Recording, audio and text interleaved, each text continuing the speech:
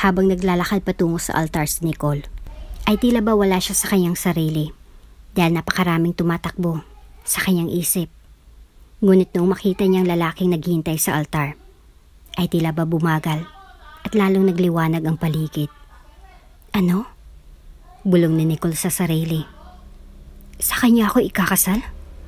Hindi makapaniwalang bulong ni Nicole sa sarili habang nakatingin sa lalaki nakatayo sa altar. Bago ka pa lang sa channel neto, ibang kwento ni Ate Jane, istorya mo, ikwento ko. Huwag kalimutang pindutin ang notification bell at subscribe button.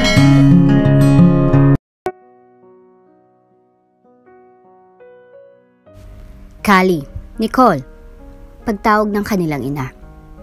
Baba na kayo at kakain na tayo.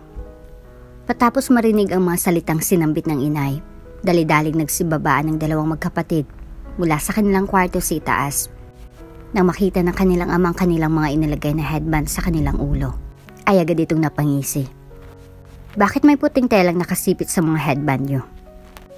Tanong ng kanilang ama bago ayusin ang kanyang salamin. Anong nilalaro nyo? Mabilis na nagtinginan ang dalawang magkapatid at sabay na tumawa. Napatingin ang kanilang tatay sa kanilang nanay. Nakasalukuyang inihanda ang kanilang kakainin. Naglalaro na naman sila ng kasal-kasalan. Sagot ng kanilang nanay sabay ngiti. Madalas nilang sabihin na sana yung papakasal nilang lalaki ay maging katulad mo. Mabilis na natawa ang kanilang tatay. Sabay inom ng tubig.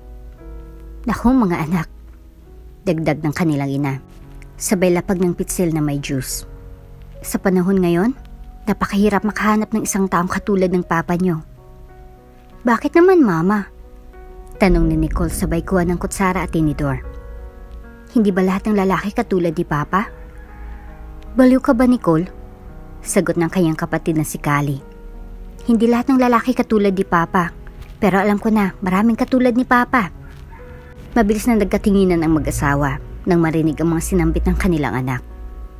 Mga anak, ang totoo niyan. Buntong hiningang sambit ng kanilang tatay. Ako talaga yung swerte at nakilala ko ang mama nyo.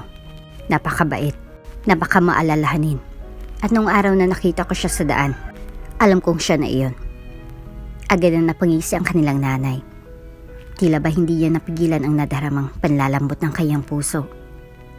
Oh, ang cute yun naman mama, papa. Sambit ni Nicole. Kailan na ba ako pwedeng ikasal? Agad na nalaki ang mga mata ng kanyang mga magulang, dahilan para matawa si Callie. Ang bata-bata mo pa Nicole, siguro kapag nasa 26 ka na. Sagot ng kanyang tatay. Agad na napakunot-no ang kanilang nanay, sabay upo sa tabi ng kanilang tatay. Ang aga naman masyado niyan, dapat 28. Sabat ng kanilang ina habang nagsasandok ng kanin. Bakit ang tagal pa? Tanong ni Nicole, sabay nguso. 7 years old pa lang ako. Ilang birthday pang dapat na lumipas? 19 to 21 years pa. Sagot ni Callie sabay kuha ng pritong isda. Mabilis lang naman ang panahon, hindi ba mama? Hay, bakit ba natin pinag-uusapan ang kasal na iyan? Tsaka na iyan, ang pag-usapan natin ay ang school nyo. Nagawa nyo na ba ang assignments nyo? Pag-iiba ng topic ng kanilang ina.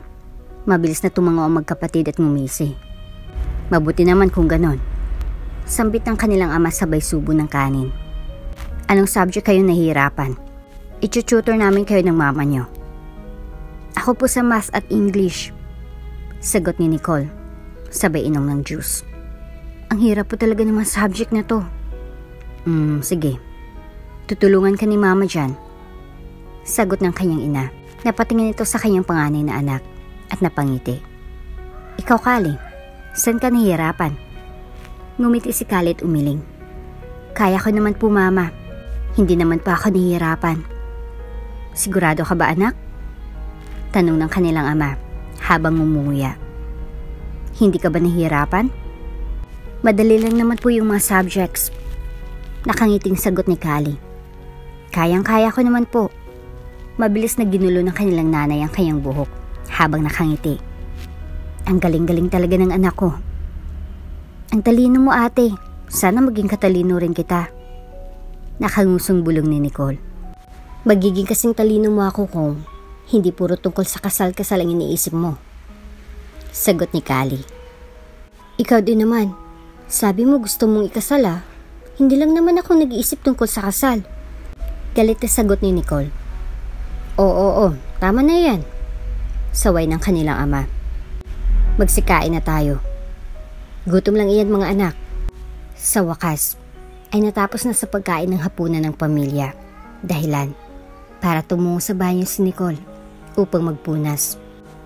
Noong matapos ang nakakabatang kapatid, ay si Callie naman ang sumunod na nagpunas. Ate, tawag ni Nicole nung makapasok na ang kanyang ate sa kanilang kwarto. Sa iyo na lang kaya ako magpaturo? Tanong ni Nicole habang nakanguso. Mas magaling magturo si na mama at papa. Sagot ni Callie habang nakadingin sa kanyang libro. Wala ka bang tiwala sa kanila? Meron. Sagot ni Nicole. Pero parang mas okay kung ikaw magtuturo sa akin. Baka paluin ako ni mama kapag nagkamali ako. Ano bang pinagsasabi mo? Natatawang sagot ni Callie. Ilang taon na tayong tinututor nila mama. Pero pinalo ka ba nila? Hindi naman ah. Paano ko papaluin eh? Laging tama yung sagot ko. Kasi tinuturo mo na sa akin bago pa nila ituro. Pagdadahilan ni Nicole na nakanguso. Huwag kang matakot kila mama. Ako nga, hindi naman nila ako pinalo dati. Sagot ni Callie sabay tapik sa balikat ng nakakabatang kapatid. Paano ka papaluin eh?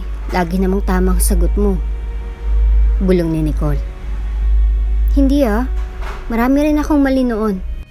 Tapos hindi ako nakakakuha ng stars dati. Kasi hindi tama yung pagbasa ko ng stories. Paliwanag ni Callie. Pero okay lang iyon. Kasi na-understand naman nila mama. Kaya nga tayo nag-aaral. Para matuto. Hindi may iwasang mapangiti si Nicole nang marinig ang mga sinabi ng kapatid. Tuwing gabi, ulit-ulit siyang nagpapasalamat sa Diyos dahil hindi lamang siya nabiyayaan ng mabait na mga magulang. Kung hindi, pati ng napakabait din na kapatid. Buong akala ni Nicole ay ganito rin kasaya at kagandang buhay ng mga tao sa kanyang paligid. Ngunit noong tumutungtong na sila sa high school, ay tila ba nagulantang ang dalawang magkapatid sa kanilang mga nalaman. Kamusta ang iyong first week? Tanong ng kanilang ina, nakakarating lang ng bahay. Sorry, sobrang busy talaga sa office nitong linggo kaya kapag umuwi ako, hindi ko na kayo naabutang gising. Okay naman po ma, sagot ni Callie, sabay higop ng noodles. May mga terror na teacher, pero okay naman po, magagaling naman silang lahat magturo. Agad nang napangisi ang kanilang nanay at saka napatingin sa bunso nitong anak. How about you, Nicole? Kamusta ang first week of school mo? May new friends ka na ba? Tanong nito habang tinatanggal ang kanyang jacket. Wait, nasan palang papa ninyo? Nagtungo lamang si Nicole habang pinagmamasdan ang malamig na kanin sa kanyang plato. Nasa taas po si papa. May niayos lang sa laptop. Sagot ni Callie habang ngumunguya ng kanin. Kaya na po tayo ma. Nakafocus pa rin ang mga mata ng kanilang ina kay Nicole. Nakasalukuyan pa rin nakatulala sa kanyang kanin na nakalagay sa kanyang plato. Nicole? Tawag ng kanilang ina. May problema ba? Baka sa mukha ni Nicole ang pagkagulat. Kaya agad itong umiling at ngumisi. Nagkatinginan si Callie at ang kanyang ina. Tila ba alam nila na may mali kay Nicole? Alam namin na may mali. Panimula ni Callie. Kaya huwag mo nang i-deny pa, Nicole. Tumingin muna si Nicole sa kanyang ate at saka napabuntong hininga. Ang totoo niyan, sobra ako nagulat sa mga ikwento ng mga kaklase ko sa akin. Mabilis na napaupo ang kanilang ina sa isang upuan upang pakinggan ang hinaing ng kanyang anak. Sinabi nila na lumaki sila na hindi kilala yung tatay nila. Pinipigilan ni Nicole ang hindi maiyak habang ikinakwento ang mga bagay na ito. Pero tila ba huli na ang lahat. Tapos yung iba pa sa kanila, kinwento na sila yung magtutuloy ng mga pangarap ng mga magulang nila na hindi natupad dahil nagpamilya na sila. Hinawakan ng kanilang ina ang kanyang balikat, sabay ngiti. Alam niya na mahirap para sa kanyang anak na unti-unting tanggapin ang hindi lahat ng pamilya ay masaya. Mabilis na napabuntong hininga si Callie at hinawakan ang kamay ng kapatid. Okay lang iyan. Ganyan din ang naramdaman ko noong pagpasok ko ng high school. Nakangiting bulong ni Callie. Nagulat din ako dahil kapag nagdi-discuss kami about families or loved ones, nakikita kong umiyak ang iba kong kaklase dahil it is either iniwan sila ng mga magulang nila or nasa mahirap na sitwasyon sila. And it is alright to feel bad for them. Dagdag ni Callie. Actually, okay rin iyon dahil mas lalong lumalawak ang pag-unawa mo sa mga bagay-bagay. Ito yung stage na malalaman mo na hindi laging puno ng rainbows at butterflies ang buhay. Dahan-dahang tumango si Nicole at ngumiti. Sobra akong nalulungkot sa sitwasyon nila. Bulong ni Nicole habang pinupunasan ang mga luhang galing sa kanilang mga mata. I hope makayanan nilang lahat iyon at maging masaya sila in the future. Maya-maya ay nakarinig sila ng humihikbi. Dahilan para mapatingin sila sa kanilang ina na kanina pa pala umiiyak.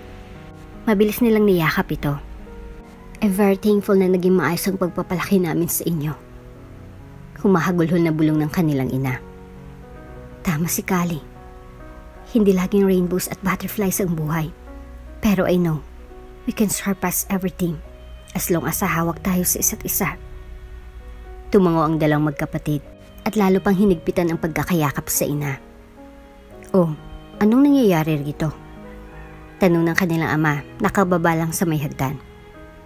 Bakit kayo nag-iiyakan? Pa, halika rito. Yaya ni Callie sabay hila sa kanilang tatay. Group hug tayo, dali.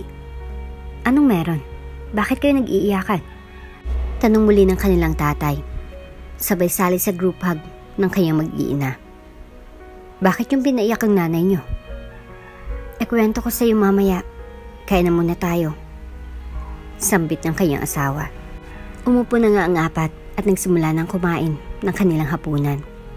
Naging masaya na ang kanilang pag-uusap dahil nagkwento ang kanilang tatay tungkol sa ipis na nakita niya sa may daan. Marahil, ito talagang dahilan kung bakit matatag ang kanilang pamilya. Dahil bukas sila sa isa't isa at ikunento nila lahat ng nangyayari sa kanilang buhay, kahit pati ang mga bagay na nakakahiya. Bilisan mo na, Nicole. Alis na raw si Papa. Walang magbabantay ng bahay. Sambit ni Callie habang kumakain ng ice cream. Matagal pa ba iyang kwek-kwek? Mauna na ako. Wait lang ate. Hintayin mo na ako, wait lang. Sagot ni Nicole. Sabay tusok sa mga kwek-kwek na hindi alam ni Nicole kung luto na ba o hindi pa.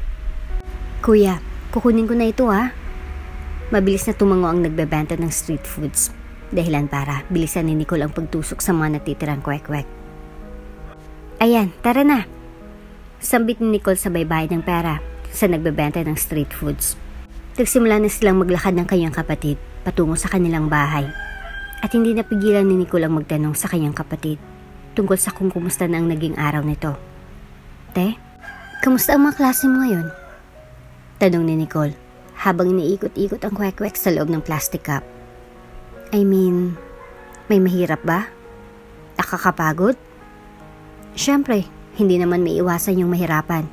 Pero wala namang mahirap kung pagsisikapan mo. Sagot ng kanyang ate sabay kagat sa ice cream. Ikaw ba? Nahirapan ka pa rin ba sa math? Agad na napamura si Nicole. Noong subukan niyang kagatin ang kwek-kwek, hindi niya inakala na magiging sobrang init pa nito. Dahilan para agad na pagtawanan siya ng kapatid. Ayan, patay gutom ka kasi. Akin na nga iyan? Sambit ng kanyang ate, sabay agaw ng plastic cup mula sa kapatid. Pinahawak niya ang kanyang ice cream kay Nicole. At sabay halo sa mga kwek-kwek, nilubog niyang mga ilan dito sa sausawan upang unti-unti na itong lumamig. O yan, malamig na yan. Hindi ka kasi nag-iingat. Saway ng kanyang ate, sabay hablot ng ice cream at bigay ng plastic cup sa kanyang kapatid. Nginitian lamang siya ni Nicole at saka nagsimulang kumain ng kwek-kwek. Habang tinititigan ng palubog na araw, hindi mapigilan ni Nicole ang mapubuntong hininga. Lalo na noong may makita siyang magkasintahan na nakatayo malapit sa tulay. Kitang-kita niyang saya sa kanilang mga mata habang tinititigan ng isa't isa. Ate, bulong ni Nicole. Anong opinion mo sa pagpapakasal? Tingin mo, makakahanap pa rin ba tayo tulad ni Papa? Sa tingin ko malabo na. Mabilis na sagot ni Kali. Imposibleng makahanap tayo ulit ng tulad ni Papa. Imaginein mo yung probability na manalo ka sa loto. Sa tingin ko ganun kalit ang tsansa. Pero hindi imposible kasi may tsansa pa rin, hindi ba? Tanong pabalik ni Nicole. Pero alam mo Nicole, matapos kong malaman yung mga kwento ng kaklase ko. Panimula ni Kali. Bago kainin ang isang party ng apa. Parang ayoko nang mag-asawa. Napatigil sa pagnguya si Nicole nang marinig ang sinabi ng kapatid. Sa tingin ko, hindi para sa isang tulad ko ang buhay na iyon. Dagdag pa ni Kali. At saka, marami akong pangarap. Hindi ko may imagine ang sarili ko na hindi matupad lahat ng iyon. Dahil lang nagmahal ako. Pero pwede mo pa rin namang matupad ang mga pangarap mo kahit kasal ka na, hindi ba? Tanong ni Nicole. Tingnan mo si Mama, kahit kasal na sila ni Papa, natupad pa rin niya lahat ng pangarap niya. Nicole, sambit ni Kali. Hindi lahat ng lalaki katulad ni Papa, okay? Sa oras na iyon, ay ramdam ni Nicole ang pagbigat ng kanyang pakiramdam. Totoo ang sinabi ng kanyang kapatid, ngunit tila ba masakit para sa kanyang isiping nag-iba ng kanyang ate. Marahil, dahil nakarinig ito ng malulungkot na realidad sa pag-aasawa sa kanyang mga kaklase, ay nag-iba ang kanyang pananaw sa buhay. Hindi naman niya masisisi ang kanyang kapatid dahil talaga namang nakakapanghina ng loob ang konsepto ng pag-ibig. Lalo na kung puro hindi naging matagumpay ang mga kwentong nasa paligid mo. Huy, tara na! Sigaw ni Kali. Dito lamang napagtanto ni Nicole na napatigil pala siya sa paglalakad at kanina pa nauuna sa paglalakad ang kanyang kapatid na si Kali. Mabilis na naglakad si Nicole upang mahabol ang kapatid na nagsimula na muling maglakad. Sa kabila ng pagbabago sa pananaw ni Kali, ay hindi pa rin natinag sa pag-iisip si Nicole patungkol sa pagpapakasal. Nais siya pa rin tahakin ang daan nito at malaki ang tiwala niya na makakapangasawa siyang katulad ng kanilang tatay. Kailanman, hindi magbabagong pag-iisip ko tungkol sa pagpapakasal. Sambit ni Nicole noong mahabol niya ang kanyang kapatid. Halatang iritang-irita si Kali sa sinabi ng kanyang kapatid. Dahilan para irapan niya ito. Hindi umiikot ang mundo sa pagpapakasal, Nicole. Sagot ni Kali, sabay kuha ng susi sa kanyang bulsa. Kumatok muna siya sa kanilang pinto at noong walang sumagot, at saka niya inilagay ang susi sa may doorknob. Tingnan mo, nauna na pala si Papa. Ang bagal mo kasi maglakad. Alam ko namang hindi umiikot sa pagpapakasal ang mundo. Sagot ni Nicole. Gusto ko lang sabihin na matapos ang lahat ng narinig natin sa mga kaklase natin, gusto ko pa rin itong tahakin. Handa akong sumugal, masaktan at umiyak. Kasamang isang taong handa ring danasin lahat ng iyon. Kasama ako. Nung tuluyan ng mabuksan ni Kali ang kanilang pinto, ay agad itong nagtungo sa kusina. Mabilis siyang sinundan ni Nicole upang marinig kung anong nais sabihin ng kapatid. Nasasabi mo lang yan dahil hindi mo pa nararanasan ang magmahal, Nicole. Madali lang sabihin na handa kang danasin lahat ng sakit kapag hindi mo pa nararanasan. Paliwanag ni Kali sabay lapag ng babasaging plato sa may lamesa. Parang pagsakay ng nakakatakot na rides sa amusement park. Iniisip mo na kaya mo, pero kapag pagkatapos mong sumakay, parang kinain mo lang lahat ng sinabi mo dahil ang totoo, hindi mo pala kaya. Pinilit mo lang kayanin. Pero hindi ba't okay nga iyon? Sagot ni Nicole. Kasi kinaya mo kahit gaano kahirap. Basta bahala ka sa buhay mo, Nicole. Magpakasal ka kung gusto mo, pero huwag na huwag kang iyak sa akin kasi niloko ka ng taong pinagkatiwalaan mo. Rinig ng Nicole ang galit sa tinig ni Kali, dahilan para labis siyang magdaka. Bakit ba parang galit na galit ka? Tanong ni Nicole. Nasaktan ka na ba dahil nagmahal ka? Dahil sa hindi napigilang inis, aksidenteng natabig ni Kali ang babasaging plato, dahilan para mabagsakan nito ang mga paan ni Nicole. Agad na nanlaki ang mga mata ni Kali nung makitang nabasag ang plato sa paa mismo ng kapatid. Oh my God! Sigaw ni Kali. Sorry! Dagdag pa nito, sabay kuha ng basahan, dustpan at walis. Nanigas si Nicole sa kanyang kinatatayuan. Habang tinititigan kung paano magdugo ang kanyang mga paa, hindi niya inakala na ganito pala magalit ang kanyang kapatid. Ito ang naging dahilan kung bakit naging palaisipan kay Nicole kung pumasok ba ito sa relasyon. Dahil base sa kung paano ito magsalita kanina, ay para bang naranasan niya ng mabigo sa pag-ibig. Lumipas ang ilang taon. At tila ba ang salitang pagpapakasalay, isang salitang iniiwasan nilang magkapatid. Dahil para bang ipinapaalala nito ang pag-aaway na naganap sa pagitan nilang dalawa. Alam niyo ba, noong kabataan ko, lagi akong nireregaluhan ng tito nyo ng mga chocolates at teddy bears. Agad na naghiyawan ng magpipinsan nang sambitin ito ng ina ni Nicole at Callie. Tapos, lagi niya akong hinahatid at sinusundo. Ay grabe, ang haba ng hair mo, tita. Sambit ng isa pang mga pinsan ni Nicole at Callie. Pero sa lahat ng bigay ni tito, ano pong pinaka nagustuhan mo? Sa lahat ng binigay niya, sa tingin ko yung pinakagustuhan ko, yung pusa at tiwala niya. Paliwanag ng ina ni Callie at Nicole. Kasi para sa akin, napakatapang niya sa parting iyon. Kailanman, hindi yun matutumbasan ng kahit anong regalo. Oh, sigaw ng magpipinsan. Ang sweet naman. Sigaw ng isa pa sa mga pinsan ni Callie at Nicole. When kaya? Pero mama, may oras ba na naisip mo na gusto mo nang hiwalayan si Papa? Tanong ni Callie. Agad na natigilan ang magpipinsan sa narinig na tanong mula kay Callie. Mabilis na napakunot noo si Nicole sa tanong ng kapatid. Bakit? Di ba normal lang naman iyon? Depensa ni Callie sabay tingin sa kanyang mga pinsan. Kasi syempre, may oras na mapapagod si mama dahil araw-araw ba naman silang magkasama.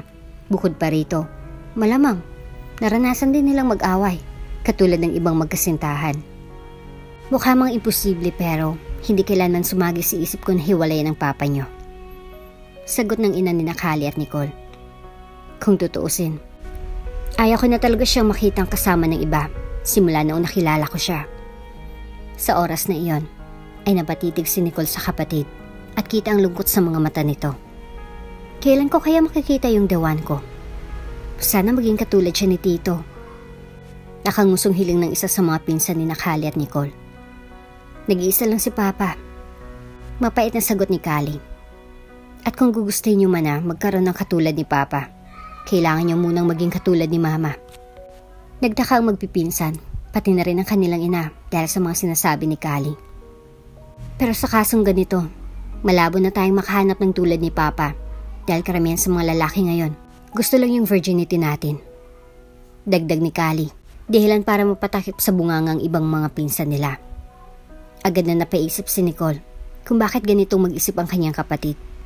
Dahil ba tumatanda na ito? Kaya ganito ito mag-isip? Pero noong mapatingin siya sa kanyang mga nakakatandang pinsan, tila ba nagulat din ang mga ito sa sinabi ng kapatid. Huy, baliw to oh. Hindi naman lahat ng lalaki ganyan. Hindi naman ako ganyan. Sabat ng isang lalaki na pinsan nila. Mali nga naman ang isiping lahat katulad ni Tito. Pero mali rin namang isipin na lahat ng lalaki masama.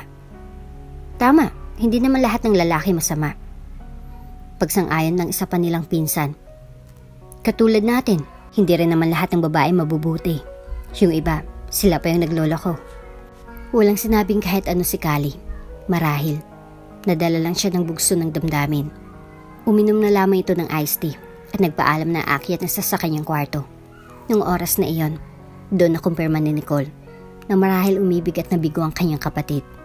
Bukod sa mga kwentong naririnig niya sa kanyang mga kaklase, marahil ito rin ang isa sa dahilan kung bakit hindi naiisip ni Callie ang ideya ng pagpasok sa mundo ng pag-aasawa. Matapos ang lahat, marahil hindi na rin masisisi ni Nicole ang kanyang nakakatandang kapatid. Kung maaari lamang niyang kunin ang sakit na nararamdaman nito, ay ginawa niya na. Totoo ngang nagbabago ang tao kapag nasasaktan.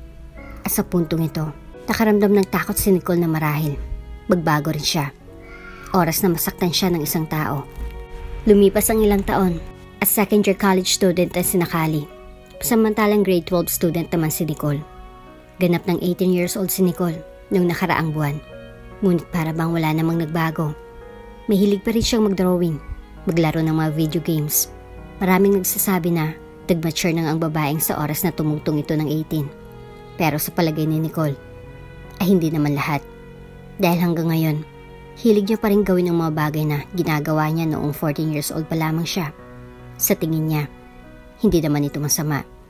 Ang tunay na masama ay ang pilitin ng isang tao na baguhin ang kanyang pamumuhay dahil isa na itong ganap na matanda. Ang tagal naman mag-stop ng mga sasakyan. Reklamo ni Nicole habang nakatayo sa gilid ng daan. Tirik na tirik ang araw at uhaw na siya. Ngunit hindi talaga siya makatawid dahil panay daan ng mga sasakyan. Bakit ba kasi malayo yung pinasukang kolehiyo ni ate? E di sana, sabay pa rin kami hanggang ngayon. Reklamo pa nito hanggang nakatingin siya sa kanyang relo. Noong wala na siyang makitang sasakyang dumadaan, nagsimula na siyang humakbang patungo sa pedestrian lane. Ngunit, naramdaman niyang may humawak ng kanyang braso, dahilan para manlaki ang kanyang mga mata. Hinatak siya nito pabalik sa may tabi ng kalsada, dahilan para agad siyang mapalingon kung sino ito. Nung makita niyang mukha nito, ay nakaramdam siya ng elektrisidad na dumaloy sa kanyang katawan. Bumagal ang lahat ng nasa paligid niya. Mukha itong matanda sa kanya ng ilang mga taon. At kulot ang buhok nito. Bilugan ang kanyang mga mata at may manipis itong labi. Mukha siyang masungit, pero hindi may tatanggi ni Nicole na ang mukha nito ay yung tipo ng mga lalaking makikita mo sa mga paintings. Kita mo yung dumaan ng motor? Sambit nito. Hindi ka nag-iingat. Yung iba pa namang mga motor ang bibilis magpatakbo. Ramdam ni Nicole na pinapagalitan siya ng lalaking ito, ngunit hindi niya mapigilang mapangiti. Dahil sa hampas ng hangin, amoy na amoy ni Nicole ang matamis na amoy ng pabango ng lalaking katabi. Bago ka tumawid, tumingin ka muna ng ilang beses sa kaliwa at kanan mo. Pagsaway pa ng lalaki sa babaeng katabi. Teka nga, marunong ka bang tumawid mag-isa? Tumango ang dalaga at patuloy na tinitigan ang anino ng lalaki sa lupa. Grabe, pati anino ng lalaking ito, parang prinsipe yung hitsura. Bulong ni Nicole sa sarili. Teka nga, sa tinagal-tagal ko sa lugar na ito, bakit ngayon ko lang nakita ang taong ito? O sige, tara, tawid na tayo. Yaya ng lalaki, sabay agapay sa dalaga. Ramdam ni Nicole ang pagbilis ng tibok ng kanyang puso, dahilan para agad siyang mapalunok. Noong makarating na sila sa kabilang parte ng kalsada, nagpaalam ng binata at saka ngumiti. Mauna na ako, mag-iingat ka. Paalam nito bago tuluyang naglakad palayo. Tinitigan lamang ni Nicole ang lalaki habang unti-unti itong mawala sa kanyang paningin. Hindi niya maiwasang mapangiti habang tinititigan ito dahil sino ba namang hindi kikiligin. Marami siyang nakikitang gwapo sa kanilang school. Ngunit mas kakaibang tama ng kagwapuan ng lalaking nakita niya ngayon. Alam ko na pagdating ng araw, magkikita ulit tayo. Bulong ni Nicole sa sarili. Uy, tara bili tayo ng kwek-kwek sa may labasan. Yaya ng isa sa kaklase ni Nicole. Nung matapos maglagay si Nicole ng kaunting lipstick sa kanyang labi, agad niyang nilagay ito sa kanyang bag at tumingin sa kanyang kaklase. Pasensya ka na, bukas na lang. Nakangiting tugon ni Nicole, sabay suot ng kanyang bag. Teka nga, may boyfriend ka na ba? Pansin ko na madalas ka nang mag-ayos nitong mga araw Asar ng kanyang kaklase. Pakilala mo naman sa amin. Ha? Wala Sagot ni Nicole nang nakangiti. O siya, muna na ako. Bye. Ingat kayo pag uwi. Paalam ni Nicole bago umalis ng kanilang classroom. Binilisan niya ng takbo niya habang tumitingin-tingin sa kanyang relo. Sana nandun pa siya. Bulong ni Nicole habang tumatakbo. Noong makarating na siya sa pedestrian lane ay nakaramdam siya ng pagkadismaya. Habang hinahabol ang kanyang hininga, hindi niya miwasang malungkot. Ilang araw na siyang pumupunta sa pedestrian lane tuwing uwian. Umaasang makita muli ang lalaking nagpatibok ng napakabilis sa kanyang puso. Hay, hindi ka na ba talaga magpapakita? Tanong ni Nicole sa sarili habang nakatingin sa pedestrian lane. Siguro, napadal lang talaga siya nung mga oras na iyon. Tumawid na si Nicole at naglakad patungo sa kanilang bahay nang may lungkot sa kanyang mukha. Isang beses pa lang silang nagkikita ng lalaki. Ngunit tila ba nakamarka ng mukha nito sa utak niya, dahilan para lalo pa siyang malungkot. Bakit ba hindi ka maalis sa isipan ko? Tanong ni Nicole sa sarili habang naglalakad. Kung isang beses lang pala tayo magkikita, bakit ka pa nanatili sa utak ko? Napabuntong hininga na lang ang dalaga. Minsan ko na nga lang itong maramdaman. Bakit pa sa taong hindi ko na makikita kailanman? Umuwing mabigat ang loob ni Nicole. Kahit na ganon, masaya pa rin siya dahil naramdaman niyang bumagal ang paligid. Kahit isang beses lang. Ang lalaki na ng mga pamangkin ko Bati ng isa sa mga tita ni na Nicole at Kali. May mga nobyo na ba kayo? Agad na napailing ang dalawang mahiyain na magkapatid. Sinundan nila ito ng pilit ng ngiti. Dahilan para asarin sila ng kanilang mga tito at tita. Diyos ko, nasa tamang edad na rin naman kayo. Sa ganyang edad, dapat ine-enjoy nyo ang freedom nyo. Sambit ng isa nilang tita na nakasuot ng black shades. Sinasakal ba kayo ng mga magulang nyo? Oo nga, nung kaedad ko kayo noon. Nakadalawang boyfriend na ako niyan. Sabat pa ng isa sa kanilang mga tita. Bakit hindi nyo gayahin yung mga pinsan nyo? May mga nobyo at nobya na. Sausaw pa ng isa nilang tito. Hay nako, huwag nyo ngang i-pressure ang mga anak ko. Natatawang sagot ng kakarating lang na ama ng dalawang magkapatid. Hindi naman namin sila pinaghihigpitan, pero hindi naman namin sila pinipilit. Hindi rin tama na pilitin namin silang pumasok sa isang relasyon kung hindi pa sila handa. Biglang naubo ang ina ni Nicole at Kali. Dahilan para magtaka ang dalawang magkapatid. Oh, tubig oh. Sambit ng isa sa kanilang tito, sabay bigay ng tubig sa ina ni Nicole at Kali. Bakit sumakto talagang naubo ka sa usapang ito? Ang alat ng naluto kong adobo Inuubong sagot ng ina ni Nicole at Kali. Nasobrahan ko ata sa toyo. Sambit nito, sabay tingin sa kanyang asawa na nasa kabilang parte ng lamesa. Pansin ng dalawang magkapatid ang tinginan ng kanilang mga magulang. Dahilan para maghinala ang dalawa na may nangyayaring hindi nila alam. Pakiramdam ko, may itinatago sina mama at papa sa atin. Bulong ni Kali sabay inom ng strawberry juice. Pansin mo ba yung mga tinginan nila kanina? Oo, pansin ko rin. Sagot ni Nicole habang pinapapak ang pritong manok. May problema kaya sila? Tingin mo? Tingin ko meron. Sagot ni Kali. At kailangan nating malaman kung tungkol iyan saan. Maya-mayay, nahagip ng mata ni Nicole ang kanilang mga magulang na naglalakad sa di kalayuan. At tila ba nagmamadali ang dalawang ito. Ate, sina mama ba iyon? Tanong ni Nicole.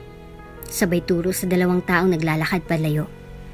Nung mapatingin si Kali sa dako ng itinuturo ng kapatid, agad na napatango ito. Sila nga iyon. Bulong ni Kali. Tara, sundan natin. Yaya nito sabay tayo. Mabilis silang nagtatakbo upang habulin kung saan patungo ang mag-asawa.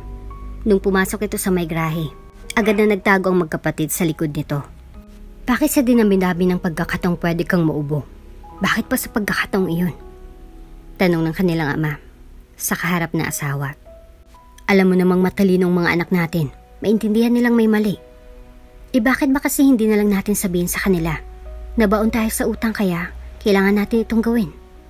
Tanong ng kanilang nanay. Mabilis na nagkatinginan ng magkapatid nung marinig ang sinabi ng kanilang nanay. Baon na tayo sa utang? Bulong ni Kali.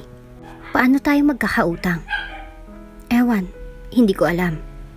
Sagot ni Nicole habang nakatingin pa rin sa kanilang mga magulang.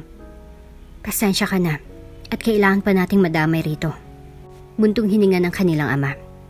Kung hindi siguro tumakas ang kapatid ko, edi malamang hindi ko kailanganing ako'y itong utang niya. So tito natin yung may utang at hindi si Papa. Bulong ni Kali sa kapatid. Hay nako, bakit naman kasi ganito? Bakit hindi na lang ipasa ni Papa ang utang niya sa iba pa nilang kapatid? Tanong ni Nicole. Baka nakakalimutan mo. Yung ibang kapatid ni Papa, kapatid lang niya sa ama. Meaning, hindi naman talaga niya 100% nakadugo. Dahan-dahang napatango si Nicole at napabuntong hininga. Kaya no wonder kung si Tito Jim ang tinutukoy ni Papa. Malamang, tutulungan niya talaga iyon dahil kapatid niya talaga iyon. Natapos ang araw na iyon na nagpanggap ang magkapatid na walang alam tungkol sa napag-usapan ng kanilang mga magulang. Bagamat mahirap para sa kanila, ay mas mabuti na lamang siguro kung hindi sila mangialam sa problemang kinakaharap ng kanilang pamilya. Isang taon nang lumipas at walang ideya ang magkapatid kung tuluyan na nga bang nabayaran ng kanilang mga magulang ang utak na pinag-usapan nila nung araw na iyon. Ngunit dahil malaki naman ang kanilang tiwala sa kanilang mga magulang, Alam nilang mapagtatanggumpayan nila ito. For today's lesson, Wiwi, napatigil sa pagsasalita ang guro nung makarinig sila ng cellphone na tumutunog. Nung mapatingin sa Nicole sa kanyang cellphone, agad siyang nagpaalam upang sagutin ang tawag. Nung makita niyang pangalan na tumatawag, agad na nagtaka si Nicole. Hello, ma? Bakit po kayo napatawag?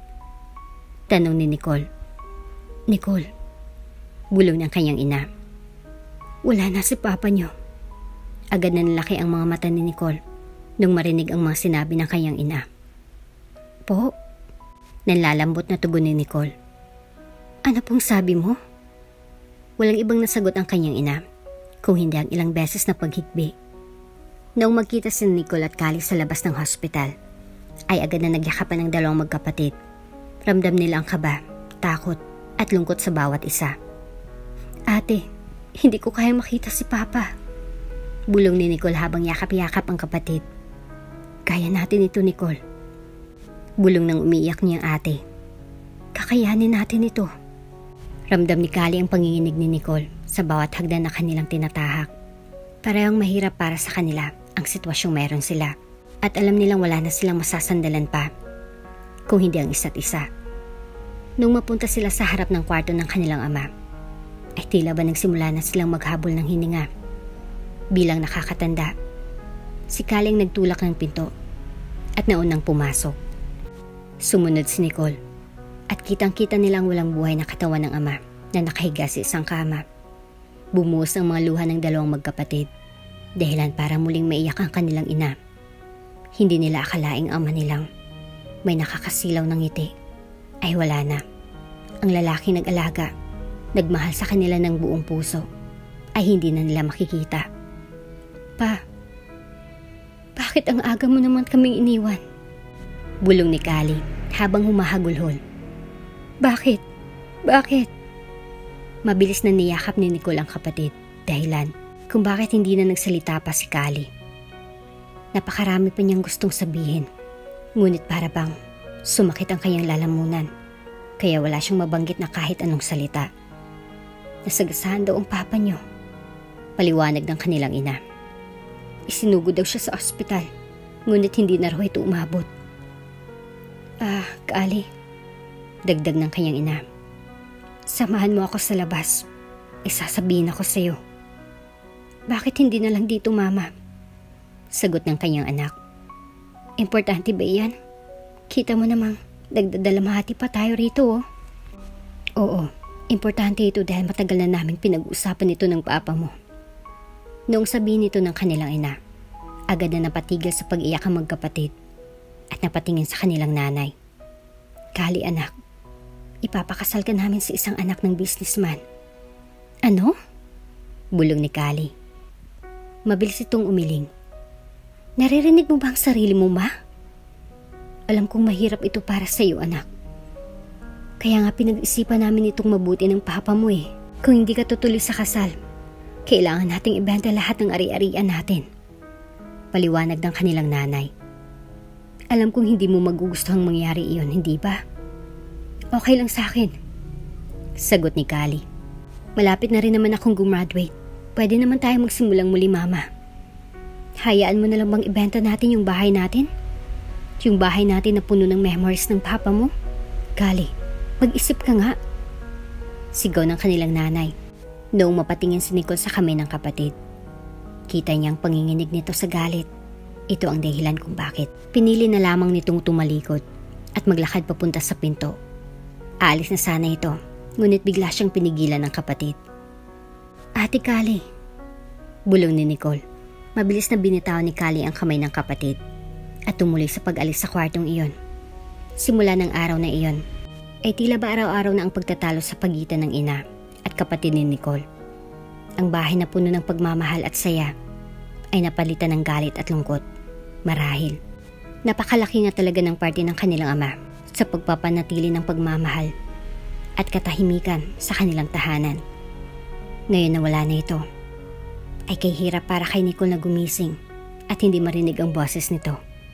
Tuwing kumakain sila ng hapunan, ay wala nang ibang ginawa ang dalawa kung hindi ang magtalo at magsigawan.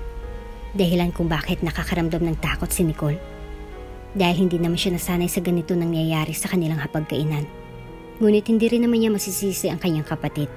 Dahil sino bang matutuwa kapag isang araw malaman mong ipapakasal ka sa isang taong hindi mo pa naman nakikita. Late ka na lagi umuwi. Saway ng kanilang ina nung pagkapasok ni Callie sa kanilang bahay. Nagliligpit si Nicole ng kanilang mga pinagkainan, ngunit kakarating pa lamang ni Callie galing sa galaan.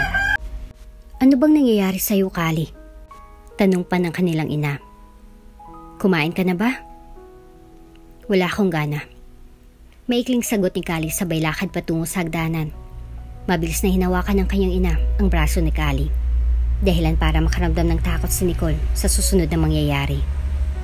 Callie, hindi kita pinalaking ganyan. Bulong ng kanyang ina. Ilang gabi ka nang hindi sumasabay sa amin sa pagkain ng hapunan ni Nicole. Pwede ba ma? Kahit anong pilit mo, hindi ako magpapakasal sa isang lalaking na hindi ko alam ang itsura. Sambit ni Callie. Sige, isipin mo.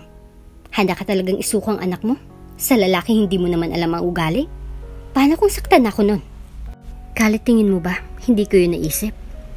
Tanong pabalik ng kanilang ina. Araw-araw akong natatakot para sa magiging kinabukasan mo. Pero ano pa nga bang magagawa ko? Hindi sapat ang kinikita ko para mabayaran ang utang na iyon. Di tumakas na lang tayo, mama. Sagot ni Callie. Magsimula na lang ulit tayo. Iiwanan natin ang bahay na ito? Hindi ko kayang iwanan ang bahay na ito, Callie. Hindi ko kayang iwanan ito. Dahil ito lamang ang lugar na kung saan pwedeng magpaalala sa akin sa papa ninyo. Sagot ng kanilang ina. Alam kong nahihirapan kayong maintindihan. Pero pagdating ng panahon, maintindihan niyo rin yung nais kong sabihin. Mama, tingin mo ba matutuwa si papa? Kung malaman niya na anak niya ay kailangang magpakasal sa taong hindi niya kilala? Tanong ni Callie. Malamang hindi. Callie, nagmamakaawa ako sa'yo. Hindi ko kayang isuko ang bahay nito. Pagmamakaawa ng ina ni Callie. Hindi mapigilan ni Nicole ang maiyak habang nakikita niyang sitwasyon na mayroon sila. Ramdam niya ang galit at pangangamba ni Callie. At ramdam niya rin ang takot at lungkot sa puso ng kanyang ina. Pareho niyang naintindihan ang dalawa. Ngunit kahit siya ay walang ideya kung ano ang dapat nilang gawin. Dahil ayaw niya nang makadagdag sa stress, ay pinili na lamang niyang lumabas ng bahay at magtungo papunta sa isang convenience store. Umikot siya sa bawat sulok ng store at maya-maya napagdesisyon na niya na bumili lamang ng cup noodles at isang malamig na iced tea. Hindi niya na tiningnan ang presyo nito dahil linggo-linggo naman siyang bumibili rito. Ngunit noong nasa counter na siya, ay labis siyang nagtaka dahil iba na ang presyong lumabas sa may machine. Miss, bakit iba na yung nakalagay sa presyo? Tanong ni Nicole. Ma'am, nagtaas na po kasi kami ng presyo. Baka hindi niyo po ata napansin. Nag-iba na po yung naka-indicate na presyo sa sticker. Magalang ang sagot ng cashier. Noong mapatingin si Nicole sa kanyang wallet, ay agad siyang napabuntong hininga. Kulang ang kanyang dalang pera. Maya-mayay, agad siyang natigilan noong may biglang lumapit na lalaking naka-jacket. Pamilyar ang pabango nito, kaya agad siyang napatingin sa lalaking ito. Ako na lang magbabayad niyan. Sambit nito sabay lapag ng mga chichiryang binili niya. Pasama na lang ng mga binili ko. Pasensya na. Nagmamadali kasi ako eh. Nung titigan ni Nicole ang mukha ng lalaki, ay pansin niyang may salamin nito. Kaya nung una, hindi niya napansin na ito palang lalaki nakita niya sa may pedestrian lane noon. Ramdam niyang muling pagbilis ng tibok ng kanyang puso. Dahilan upang muling bumagal ang paligid. Kaya noong magtama ang kanilang paningin at nakita niyang nakasilaw ng ngiti nito, ay muling nakaramdam ng elektrisidad si Nicole sa loob ng kanyang katawan. Bago pa siya makapagsalita, ay tuluyan ng tumalikod ang lalaki upang maglakad paalis ng convenience store. Mukha itong nagmamadali, kaya naman hindi na rin pala isipan kung bakit nagmadali itong umalis. Kinuha na ni Nicole ang paper bag at nagtungo na sa labas ng convenience store. Bagamat saglit niya lang ito nakita, ay masaya na ito kahit papano. Bumagay sa kanya yung salamin niya. Bulong ni Nicole sa sarili. Lahat naman siguro bagay sa kanya kasi napakagwapo niya. Natatawang dagdag ni Nicole. Wala siyang ideya kung muli niya pang makikita ang lalaki. At okay lang sa kanya iyon. Ipapaubayan na lamang niya sa tadhana kung papayagan na nito muli silang magkita o hindi na. Isang gabi, habang tahimik na kumakain sina Nicole at kanyang ina, ay biglang bumaba ng hagdan ng kanyang kapatid na si Callie. Takot na baka makita muling magtalo ang dalawa, ay agad na tumayo si Nicole upang buhatin ang kanyang plato. Maglalakad na sana siya papunta sa kanyang kwarto. Ngunit bigla siyang tinawag ng kanyang ate. Nicole, bumalik ka sa upuan mo. Utos ni Callie. Huwag kang mag-alala. Hindi kami magtatalo ni Mama. Dahan-dahang tumungo si Nicole patungo sa kanilang hapagkainan. Anong meron? Tanong ng kanilang ina, sabay lapag sa basong hawak nito. May sasabihin ka ba? Umupo si Callie sa isang upuan at tinitigan ang dalawa. Payag na ako magpakasal. Kita ang pagkagulat sa mukha ng dalawa, kaya agad na nagpakita ng mapait na ngiti si Callie. Napanaginipan ko si Papa at sinabi niya sa akin na ituloy ko raw ang pagpapakasal. Bulong ni Callie habang pinupunasan ang mga luha niya. Sinabi niya na alam niyang mahirap daw para sa akin ang sitwasyong ito. At kung maaari lamang daw, mabalik ang dati.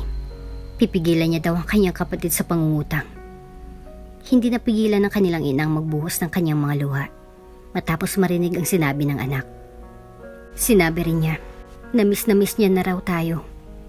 Dagdag pa ni Callie, dahilan para lalo pa itong humagulhol. At alam niya na makikita rin daw natin siya pagdating ng panahon. Hindi napigilan ni Nicole ang maluha habang pinapakinggan ang bawat salitang lumalabas sa bibig ng kanyang ate. Ito ang dahilan kung bakit mabilis niyang niyakap ang kanyang ina at ate.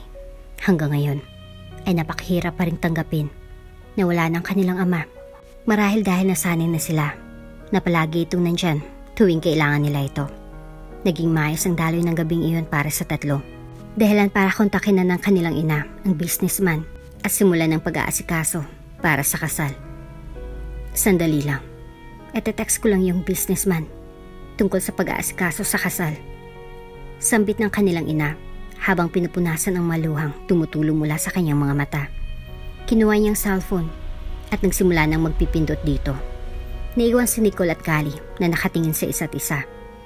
Walang ideya kung anong maaaring mangyari sa kinabukasan. Ngunit kahit ganun pa man, alam nila na kasangga nilang isa't isa.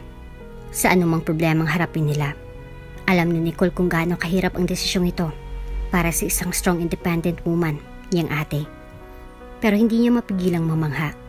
Sino nga bang gugustuhin magpakasal sa lalaking hindi mo pa nakikita? Ang tanging hiling lamang ni Nicole ay, sana, maging mabait ang lalaking ito sa kanyang kapatid.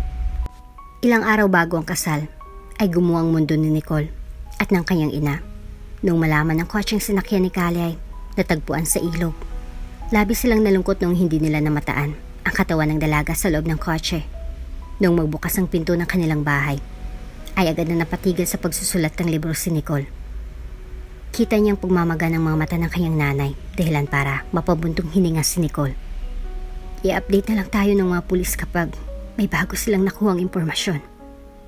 Bulong ng ina ni Nicole, sabay sarado ng pinto. Hindi ko alam kung bakit nangyayari sa atin lahat ng kamalasan na ito. Kinawakan ni Nicole ang kamay ng kanyang ina at hinalikan nito. Mahanap natin si ate. Huwag tayong mawalan ng pag-asa. Bulong niya. Nagbigay ng mapait na ngiti sa kanyang nanay, sabay yakap sa kanya. Aminin man ni Nicole o hindi, ngunit nawawala na siya ng pag-asang makita ang katawan ng ate niya. Ayaw lamang niyang tuluyang malugmok ang kanyang nanay, kaya pinipilit niyang maging positibo. Ngayon na sila lamang dalawang magkasama sa buhay. Isang araw, habang naglalagay ng lipstick si Nicole sa kanyang labi, ay narinig niya na may kausap sa cellphone ang kanyang ina. Dahil sa kuryosidad, napagdesisyonan niyang magtungo upang pakinggan kung sinong kausap nito. Hindi ba pwedeng itigil mo ng kasal? Rinig niyang pagmamakaawa ng kanyang ina. Alam niyo naman na hindi pa nahanap ang katawan ng panganay ko. At saka, alam niyo naman siguro na nagdadalamhati pa rin kami sa pagkamatay ng asawa ko. Maawa po kayo.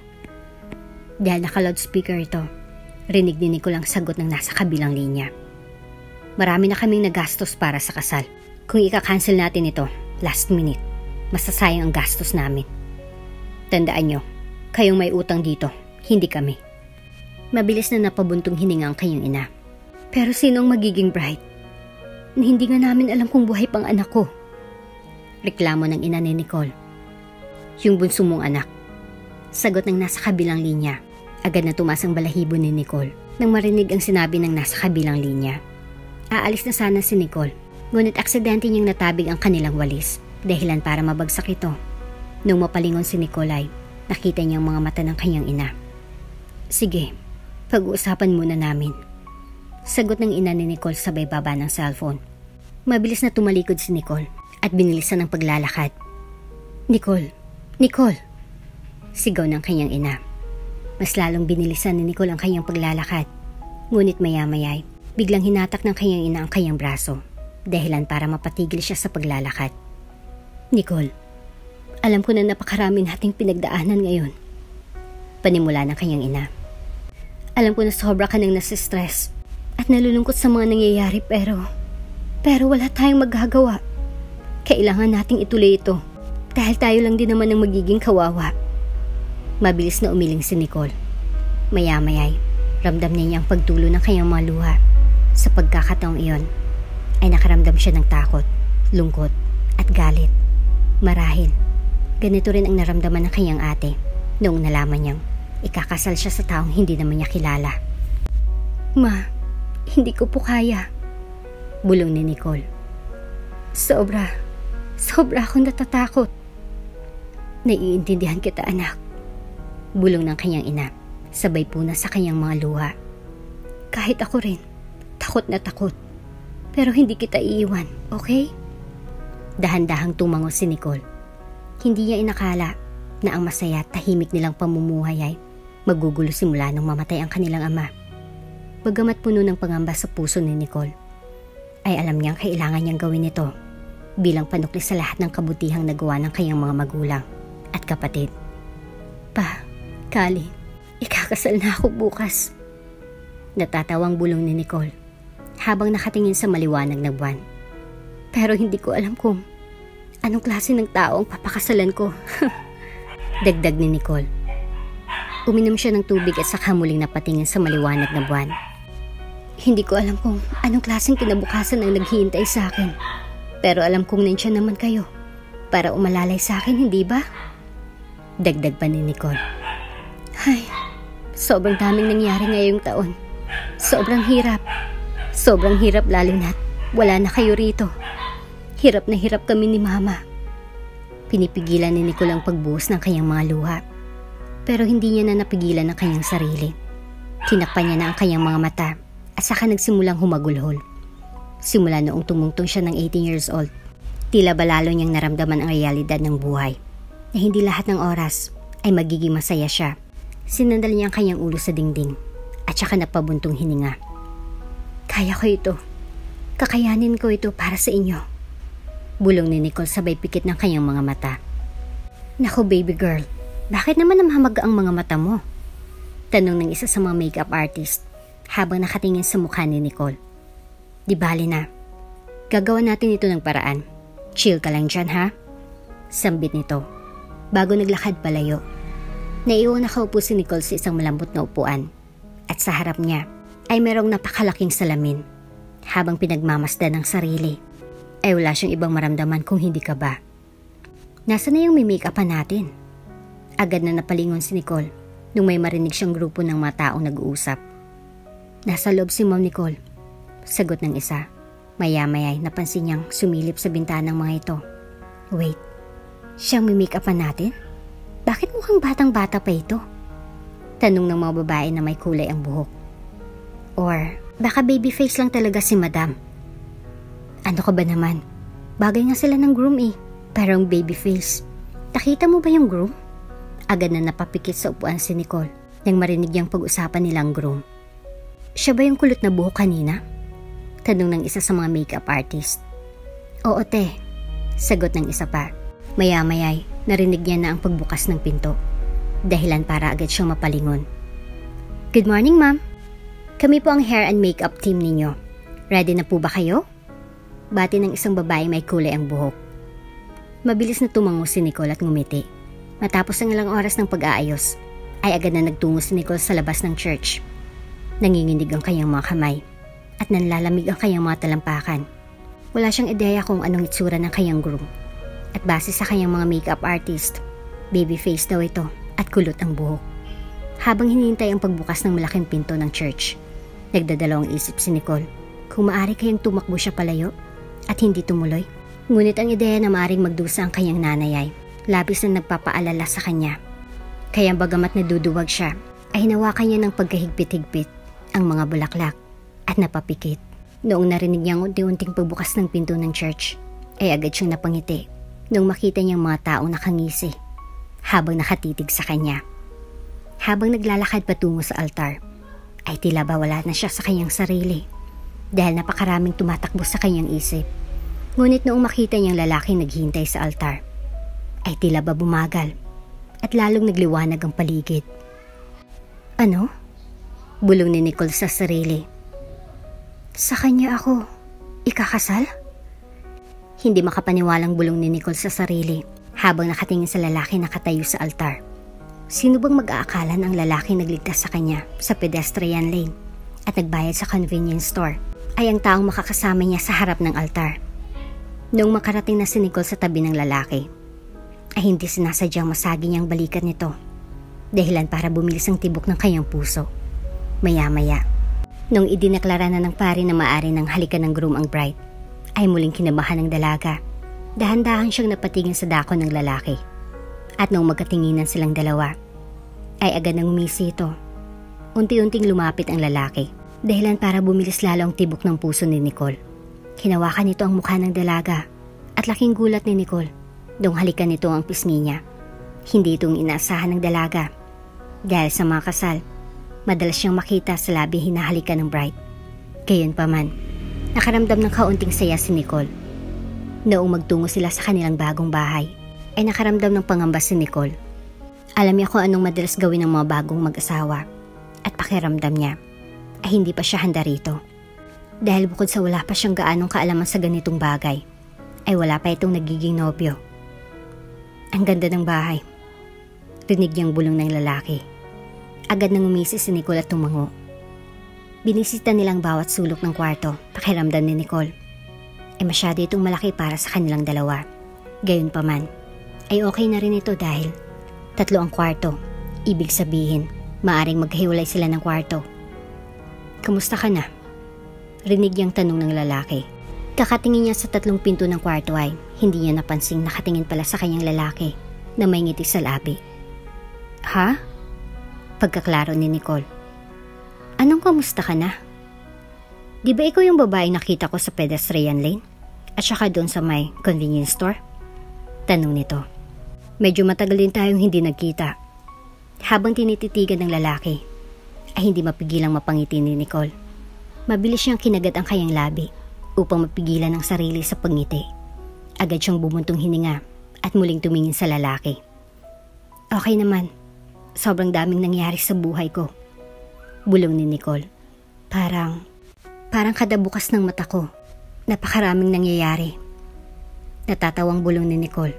Napatingin siya sa sahig, ngunit ramdam niya na nakatingin pa rin sa kanyang lalaki. Noong tingnan niya ang lalaki, ay nawala ng ngiti sa labi nito. Anong problema? Tanong ni Nicole. Pasensya ka na. Bulong ng lalaki. Alam kong napakaraming nangyari sa buhay mo. And I know na isa rin sa mga problemang naranasan niyo ay nung mawala si Kali. Laking gulat ni Nicole noong biglang hawakan ng lalaki ang kamay niya.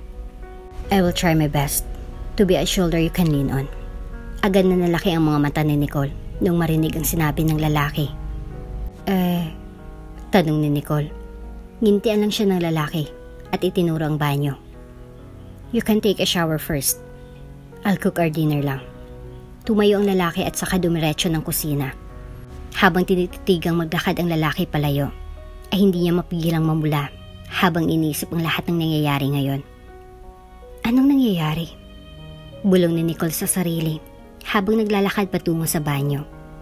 Habang sinashampoo ang kanyang ulo, ay biglang nakaramdam ng kaba ang dalaga. Teka nga, bulong niya. Hindi kaya dahil unang gabi namin ito?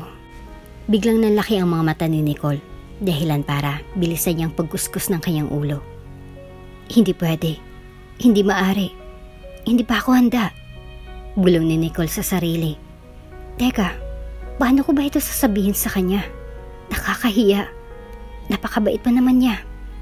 Habang sinasabo ng sarili, ay muling napabuntong hininga ang babae. Siguro naman, may intindihan niya iyon. Mas maaga, mas okay.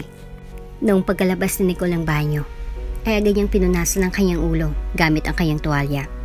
Napansin niya na abala pa rin sa pagluluto ang lalaki, kaya naisipan niyang puntahan ito upang makatulong. Anong pwede kong maitulong? Tanong ni Nicole. Ay teka, ano nga bang pangalan mo? Nang titigan siya ng binata, ay nginitian siya nito. Denver. Denver ang pangalan ko. Muli niyang ipinokas ang kanyang mga mata sa kanyang niluluto. Matatapos na rin naman ako sa pagluluto, kaya mas okay siguro kung maupo ka na lang dyan. Habang pinagmamasdan ng lalaki na magluto, hindi niya maiwasang matakot.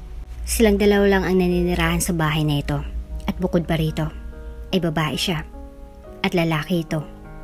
Napapikit na lamang si Nicole, habang iniisip kung paano ito sasabihin sa lalaki. Nicole, agad niyang idinilat ang kanyang mga mata. May problema ba? Tanong ng lalaki sabay patay ng stove.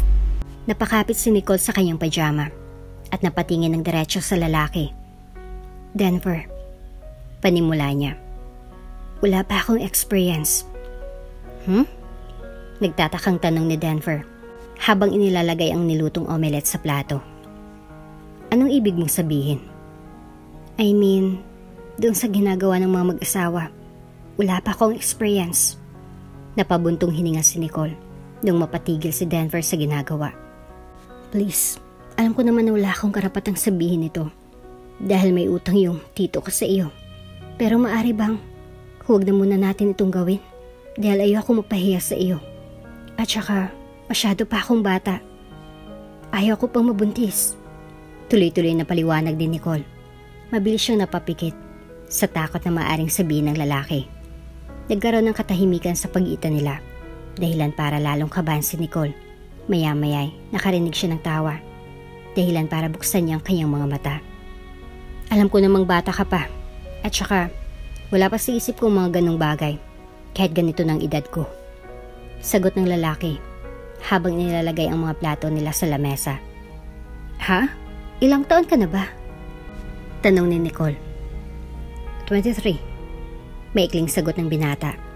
Dahan-dahang tumango si Nicole at napabuntong hininga. Agad namang nakita ng lalaki kung paano bumuntong hininga ang babae, dahilan para matawa ito. Kanina po pa ba iyon pinoproblema? Natatawang tanong ng lalaki. Mukhang nabunutan ka ng tinik ah. Mabilis na tumango si Nicole at ngumisi. Tara, kain na tayo. Yaya ng lalaki. Huwag mo nang isipin yon. Isipin mo na lang na para tayong mag-boardmates. Para hindi ka mailang. Matutulog ako sa kabilang kwarto at matutulog ka sa kabila. Hindi may iwasang mapangiti ni Nicole dahil sa katangian nito ng lalaki. Nakakalungkot lang isipin na kung buhay pa sana ang kanyang ate ay tiyak na maalagaan at magiging masaya ito sa piling ng lalaki. Noong tumunog ang alarm ni Nicole ay agad itong napabalikwas ng tayo. Pinatay niya ang napakarinting tunog ng cellphone niya at nagsimulang magtatakbo patungo sa kanyang bag na may lamang kaunting gamit. Agad siyang humugot ng t-shirt, pantalon, bra at underwear at saka tumungo sa banyo upang maligo. Noong matapos, ay agad siyang nagbihis at nagtungo sa sala upang hanapin ang lalaki. Pinuntahan niya ang bawat sulok ng bahay, ngunit ni anino ng lalaki ay hindi niya nakita. Ngunit napatigil siya sa paglalakad nang may makita siyang sticky note na nakadikit dito. Hello, good morning. Nauna na ako. Nilutuan na kita ng lunch para may baon ka sa school. Ingat. Pagbasa ni Nicole, hindi maiwasang mapangisin ni Nicole at saka napatingin sa kulay black na lunchbox. Nakakaloka ha? Hindi ka naman nagbabaon pero bakit yata ngayon may baon ka? Tanong ng kaibigan ni Nicole na si Char. Ano iyan? Mukhang masarap pa. Hindi ko rin alam eh. Sagot ni Nicole, sabay titig sa kanyang lunchbox. Ha? Hindi mo pa alam? Anong ulam mo? Tanong ng kanyang kaibigan. Agad na tumango si Nicole. Nung tingnan niya ang laman ng lunchbox, nakita niyang laman palay, Shanghai, kanin, at ilang piraso ng prutas sa gilid. Hindi may iwasang mapangiti muli si Nicole. Dahil sa tuwing sumasagi sa isipan niyang lalaki, ay hindi niya malimutan ang araw na nagkakilala sila. Sino bang mag-aakalang kasama niya neto sa isang bubong? Hoy, ano bang nakakatawa dyan sa lunchbox mo? At grabe yata ang ngiti mo. Tanong ni Char habang kumakain ng Bicol Express. Wala. Kumain ka na nga lang dyan? Nakangising tugon ni Nicole, sabay kuha ng kutsara at tinidor. Habang kumakain, ay nagulat si Nicole nang biglang tumunog ang kanyang cellphone. Nang makita niya kung sinong tumatawag, ay agad niya itong sinagot. Hello ma? Sagot ni Nicole, habang naglalakad palayo sa kainang kinakainan nila ni Char. O anak, kamusta ang unang araw mo sa bagong bahay? Tanong ng kanyang ina na nasa kabilang linya. Okay naman po ma, dadaan ako dyan mamaya para kunin yung iba kong damit. Sagot ni Nicole. Kayo ma, okay lang po ba kayo dyan? Oo naman. Namimiss lang talaga kita. Kayong lahat. Sa totoo lang, nakakalungkot talagang mag-isa. May halong lungkot sa tono ng pananalita ng nanay ni Nicole. Dahilan, para makaramdam din ng lungkot si Nicole. Huwag kang mag-alala ma. Bibisita pa rin naman ako dyan tuwing weekends. Sagot ni Nicole sabay sandal sa isang puno. Mabuti naman kung ganun. Hay, dapat ko na talagang sanayin ang sarili ko ano? Sagot ng kanyang nanay sa kabilang linya. Pero anak, gusto ko talagang mag-sorry sa'yo. Sobrang bilis ng mga pangyayari at alam kong nahirapan ka pang intindihan ang napakaraming bagay. Okay na ma. Sagot ni Nicole. At saka, mukhang mabait naman yung lalaking na pangasawa ko. Mukhang hindi tayo magkakaproblema sa kanya. Hindi nga ba talaga? Tanong ng kanyang nanay, dahilan para mapakunot noo si Nicole. Ho? Ano pong sabi niyo? Tanong ni Nicole. Wala naman anak. Ang akin lang, mag-iingat ka pa rin sa lalaking iyan. Bulong ng kanyang nanay. Kahit mukha iyang mabait, hindi pa rin natin alam kung anong klaseng ugaling meron iyan. Dahil hindi naman natin sila talagang kilala. Opo mama. Tugon ni Nicole. O siya, ibababa ko na ito ha. Mag-iingat ka lagi. I love you. Pagpapaalam ng ina ni Nicole. Bye mama. Ingat ka po lagi dyan. I love you too. Tugon ni Nicole. Pinatay na ni Nicole ang tawag at habang naglalakad patungo sa kainan na kinakainan ni Lai, hindi niya napigilang mapaisip tungkol sa sinabi ng ina. Nicole? Tawag ni Char. Baka malit na tayo next class natin. Tara na. Mabilis na tumango si Nicole at saka niligpit ang kanyang lunchbox. 8:00 na rin ng gabi nung makauwi si Nicole sa kanilang bagong bahay. Ito ay dahil dumaan muna ito sa kanilang bahay para kunin ang mga damit nito. Noong mag-doorbell siya sa kanilang gate, ay agad siyang nagulat nung biglang makita niya si Denver na nagmamadaling buksan ng gate. Mukha itong balisa. Ngunit noong nagtama ang kanilang mga paningin, para bang nabunutan ito ng tinik. Bakit? Anong nangyari? Tanong ni Nicole. Huminga muna ito ng malalim bago nakatingin sa babae. Humampas ang napakalakas na hangin, dahilan para matawa na lamang itong bigla. Wala. Nag-alala lang ako dahil anong oras na at hindi ka pa umuwi. Sambit nito. Pwede ko bang makuha yung schedule mo? Para alam ko kung mag-aalala ako o hindi. Sorry. Tugon ni Nicole. Nalita ako ng uwi kasi dumanta ako sa bahay namin para kumuha ng damit. Sorry, hindi ko nasabi sa iyo kahapon. Binuksan ni Nicole ang kanyang bag upang hanapin ang kanyang weekly schedule. Ngunit hindi niya alam kung saang notebook niya ba ito nilagay. Kukunin ko na lang ang number mo. Nakangising sambit ni Denver habang inaayos ang kanyang salamin. Mas convenient iyon dahil pwede kitang ma-text anytime at matawagan. Oo sige. Tumatangong sagot ni Nicole, sabay bukas ng kanyang cellphone. Binigay niya ito sa lalaki, dahilan para kunin ng lalaki ang kanyang cellphone sa kanyang bulsa at nagsimulang kopyahan ang number ng babaeng kaharap. Noong matapos, ay mabilis niyang ibinalik sa babae ang cellphone nito. Noong makita niyang mga dalang bag ng babae, ay agad niyang binuhat ang ilan sa mga ito. Saan natin ito ilalagay? Sa kwarto mo ba? Tanong ni Denver. Siguro sa may sala na lang muna. Salamat. Mabilis na tumango si Denver at nagsimulang maglakad patungo sa loob ng kanilang bahay. Bakit napakabait ng lalaking ito? Tanong ni Nicole sa sarili. Lord, baka pwedeng huwag niyo na akong pakiligin masyado. Baka mamaya masanay ako eh. Maya-maya'y muling lumabas ang lalaki, dahilan para agad na maglakad si Nicole patungo sa kinaroroonan ng lalaki. Kaya ko na ito, magaan lang naman ang mga bag na ito. Nakingising sambit ni Nicole. Sabay na silang pumasok at kumain ng hapunan. Lumipas ang ilang mga linggo at tuluyan hanggang naging komportable si Nicole sa presensya ni Denver. Lagi siya nitong nilulutuan ng pagkain, sinusuportahan sa kanyang mga gustong gawin at tinutulungan sa kanyang mga assignments. After all, sino bang hindi tuluyang mahulog sa isang taong katulad ni Denver? Nagkikrave ka sa spaghetti? Halos mabagsak ni Nicole ang kanyang laptop noong may marinig siyang nagsalita mula sa likuran niya. Mabilis na natawa si Denver nang mapansin na nagulat palang babae sa bigla niyang pagsasalita. Bakit ka ba naman kasi biglang sumusulpot? Reklamo ni Nicole.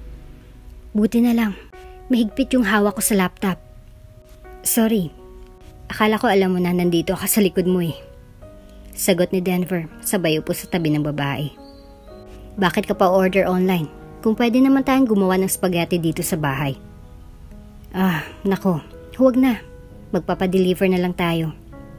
Nakangising sambit ni Nicole. At saka, laging ikaw na lang yung nagluluto. Bubuksan ko pa lang yung kawali, magugulat na lang ako. May ulam na pala tayo sa may lamesa.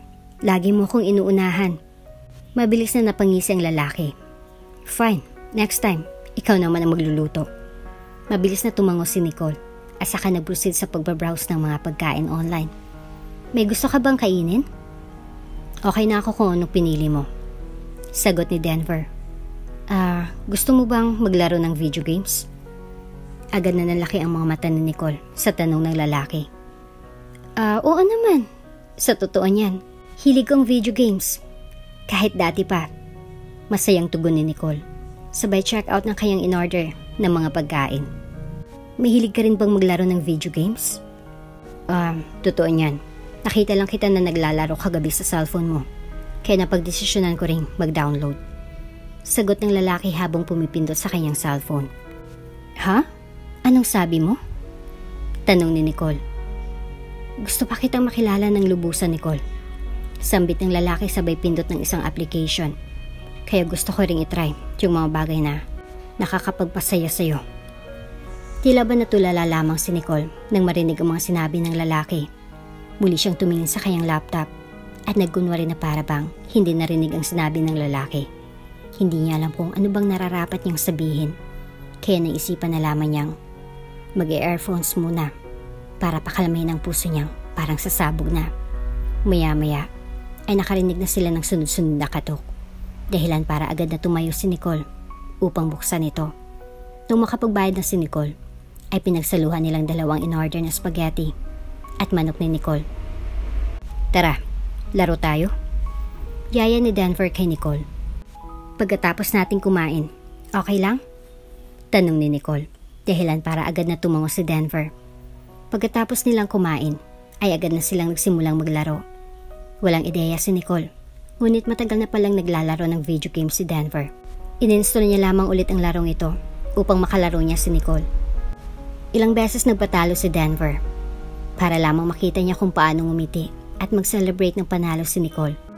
Habang tinitignan niya kung paano ngumisi ang babae sa panglima nitong panalo, tila ba hindi niya na napigilan ang kanyang bunganga na magsalita. Ang cute mo, Nicole. Agad na napatigil sa pangiti si Nicole nang marinig ang sinabi ng lalaki. Sana lagi ka na lang nakangiti. Ha? Ramdam ni Nicole ang paninigas ng kanyang katawan nung marinig ang sinabi ng lalaki. Hindi Namumula niyang bulong. Mabilis na tapangising lalaki at saka nagsimulang ligpitin ang mga pinagkainan nila. Ako nang magliligpit. Pagpipresenta ni Nicole. Maupo ka na lang dyan. Ayoko nga. Nakangising sagot ni Denver. Sabay buhat sa dalawang walang laman na paper plate. Habang naglalakad palayo si Denver, ay hindi miwasang mag-isip ni Nicole. Paano kung sa una lang pala maging mabait si Denver? Paano kung unti-unti na itong manlamig? Kung kailan hulog na si Nicole? Ang matanong na ito ay paulit-ulit na sumagi sa isipan ni Nicole ng ilang linggo. Bagamat mas lalo silang nagiging malapit ni Denver, ay mas lalong natatakot si Nicole na baka isang araw ay magbago ang lahat at maiwan siyang umiiyak sa huli. Habang nakatingin sa may bintana, ay hindi mapigilan ni Nicole ang lamigin. Napakalakas ng ulan, dahilan para suspendihin ang kanilang klase. Nung marinig niyang pagbukas ng pinto ng kanilang bahay, ay agad siyang napalingon at nakita niyang basang-basa si Denver. "Maligo ka na, bilis." Agad na hinanap ni Nicole ang tuwalya ng lalaki, dahilan para may iwang nakatayong lalaki sa sala. "Huwag na. Magpapalit na lang ako ng damit. Inaantok na ako sobra." Sambit ni Denver sabay hubad ng kanyang salamin. Tumungo na ito sa kanyang kwarto at saka nagpalit ng damit. Mukhang pagod ang lalaki.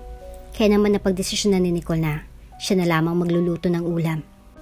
Noong maluto na ang kanyang nilutong sinigang na hipon, ay agad siyang kumatok sa pinto ng lalaki upang yayain itong kumain. Ngunit matapos ang ilang beses niyang pagkatok, ay hindi pa rin ito lumalabas. Dahilan para mapagdesisyonan ni Nicole na unti-unting buksan ang pinto ng kwarto nito. Nakita niyang nakahiga ang lalaki at ibang suot nito. Kaya agad siyang lumapit dito upang gisingin ito. Ngunit noong ilapat niya ang kamay niya sa braso nito, ay laking gulat niya nung mapansing napakainit nito. Denver, nilalagnat ka ata." Bulong ni Nicole sabay lapat ng kanyang kamay sa noo ng lalaki. Dito napagdesisyonan ni Nicole na tumayo at maglakad paalis sa kwarto ni Denver. Kumuha siya ng isang malinis na bimpo at nagsimulang sabunan at hugasan ito. Bukod pa rito, ay napagdesisyonan niya ring maglagay ng mainit na sabaw sa isang maliit na bowl at kaunting kanin sa isang maliit na pinggan. Inilagay niyang dalawang ito sa tray at mabilis na nagtungo patungo sa kwarto ng lalaki. Ipinatong niya ito sa isang kulay brown na lamesa at napansin na nakapikit pa rin ang lalaki at mukhang mahimbing pa rin ang pagkakatulog nito. Mabilis na napabuntong hininga ang babae at muling lumabas upang kunin ang bimpong hinugasan. Pagbalik, ay nilagay niyang bimpong hinugasan sa noo ng lalaki. Halatang hindi magandang pakiramdam nito dahil nakakunot ang noo nito. Noong makaramdam siya na may ipinatong sa kanyang noo, maya-maya'y idinilat niya ang kanyang mga mata at kanyang nakita si Nicole na nakaupo sa gilid ng kama niya. Gising ka na pala. Kain ka muna hanggat mainit pa yung sabaw." Pagyaya ni Nicole, sabay kuha ng tray na nakapatong sa isang lamesa. Sorry, hindi ako nakapagluto." Tugon ni Denver. Sabay hikab, hinawakan niyang bimpong nasa noo niya, tsaka umupo. "Nako, okay lang. Pinsan lang naman ako magluto.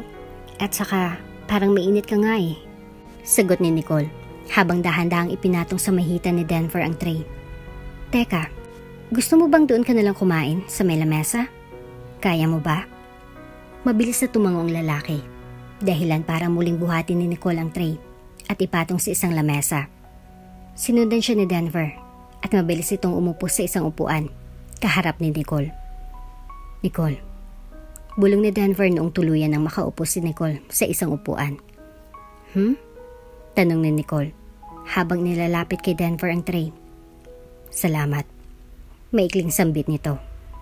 Mabilis na napatingin si Nicole sa binata at napangiti. Gumaan ang loob ni Nicole dahil hindi niya maikakailan na madalas siyang nagpapasalamat sa lalaki dahil sa kabutihang taglay nito. Hindi niya akalain na darating ang oras na ito naman ang magpapasalamat sa kanya. "Wala yun," sagot ni Nicole. "Ngayon lang naman ako naging useful sa'yo." Mabilis na napangising lalaki sabay higop ng sabaw. "Nicole," bulong ni Denver, "sana huwag kang umalis."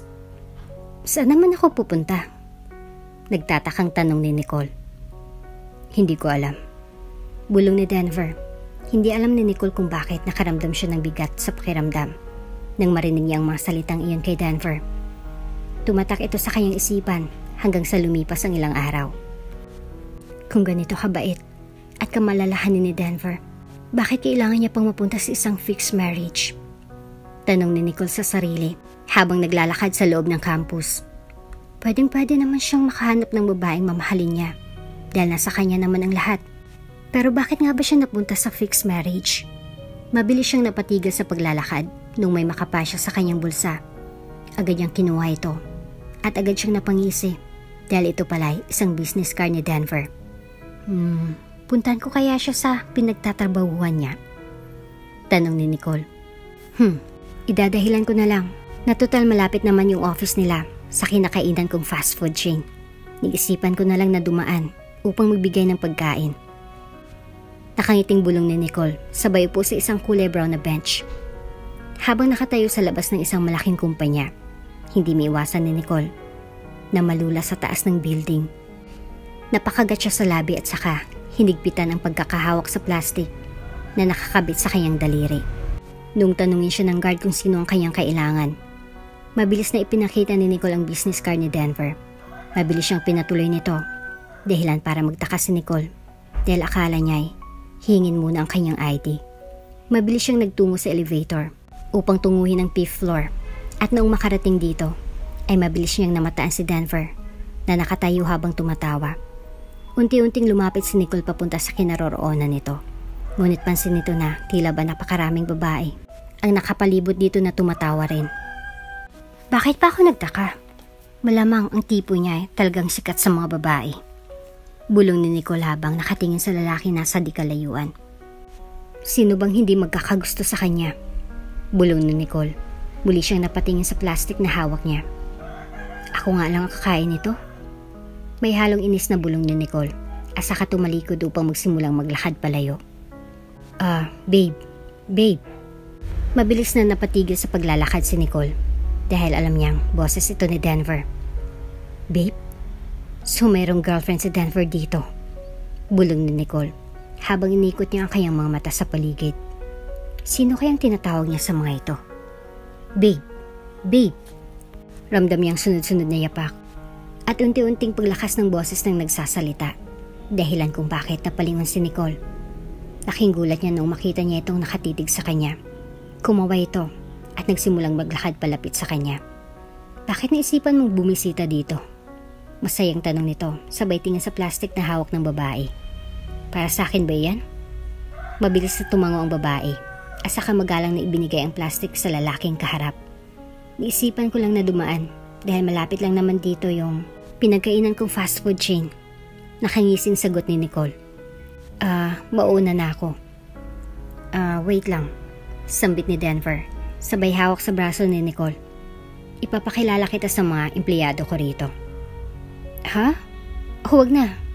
Mabilis na sambit ni Nicole, sabay alis ng kanyang braso sa pagkakahawak ng lalaking kaharap niya. May pasok pa ako. Hindi natapos sa pagsasalita si Nicole dahil biglang may dumaan ng isang empleyado at binati si Denver. Good morning, Sir Denver. Bati ng isang batang empleyado. Good morning.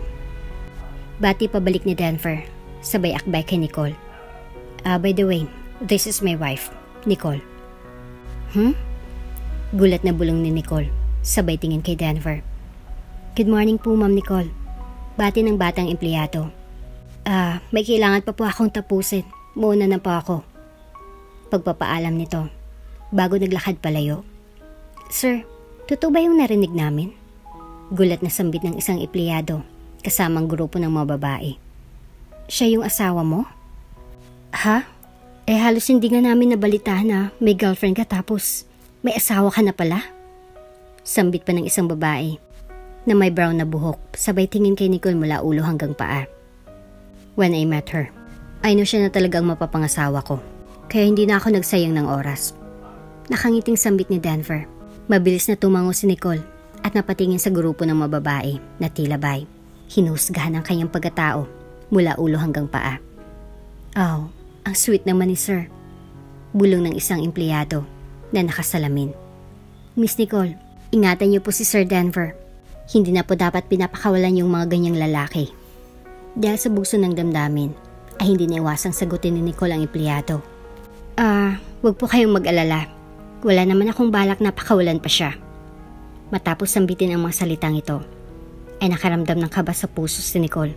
Tila ba hindi niya napagtanto ang nasabi niya pala ang mga salitang iyon. Dahilan para agad siyang mapatingin sa katabi, na mistulang nagulat din sa mga salitang sinabi niya. Buti, maaga natapos ang klase mo.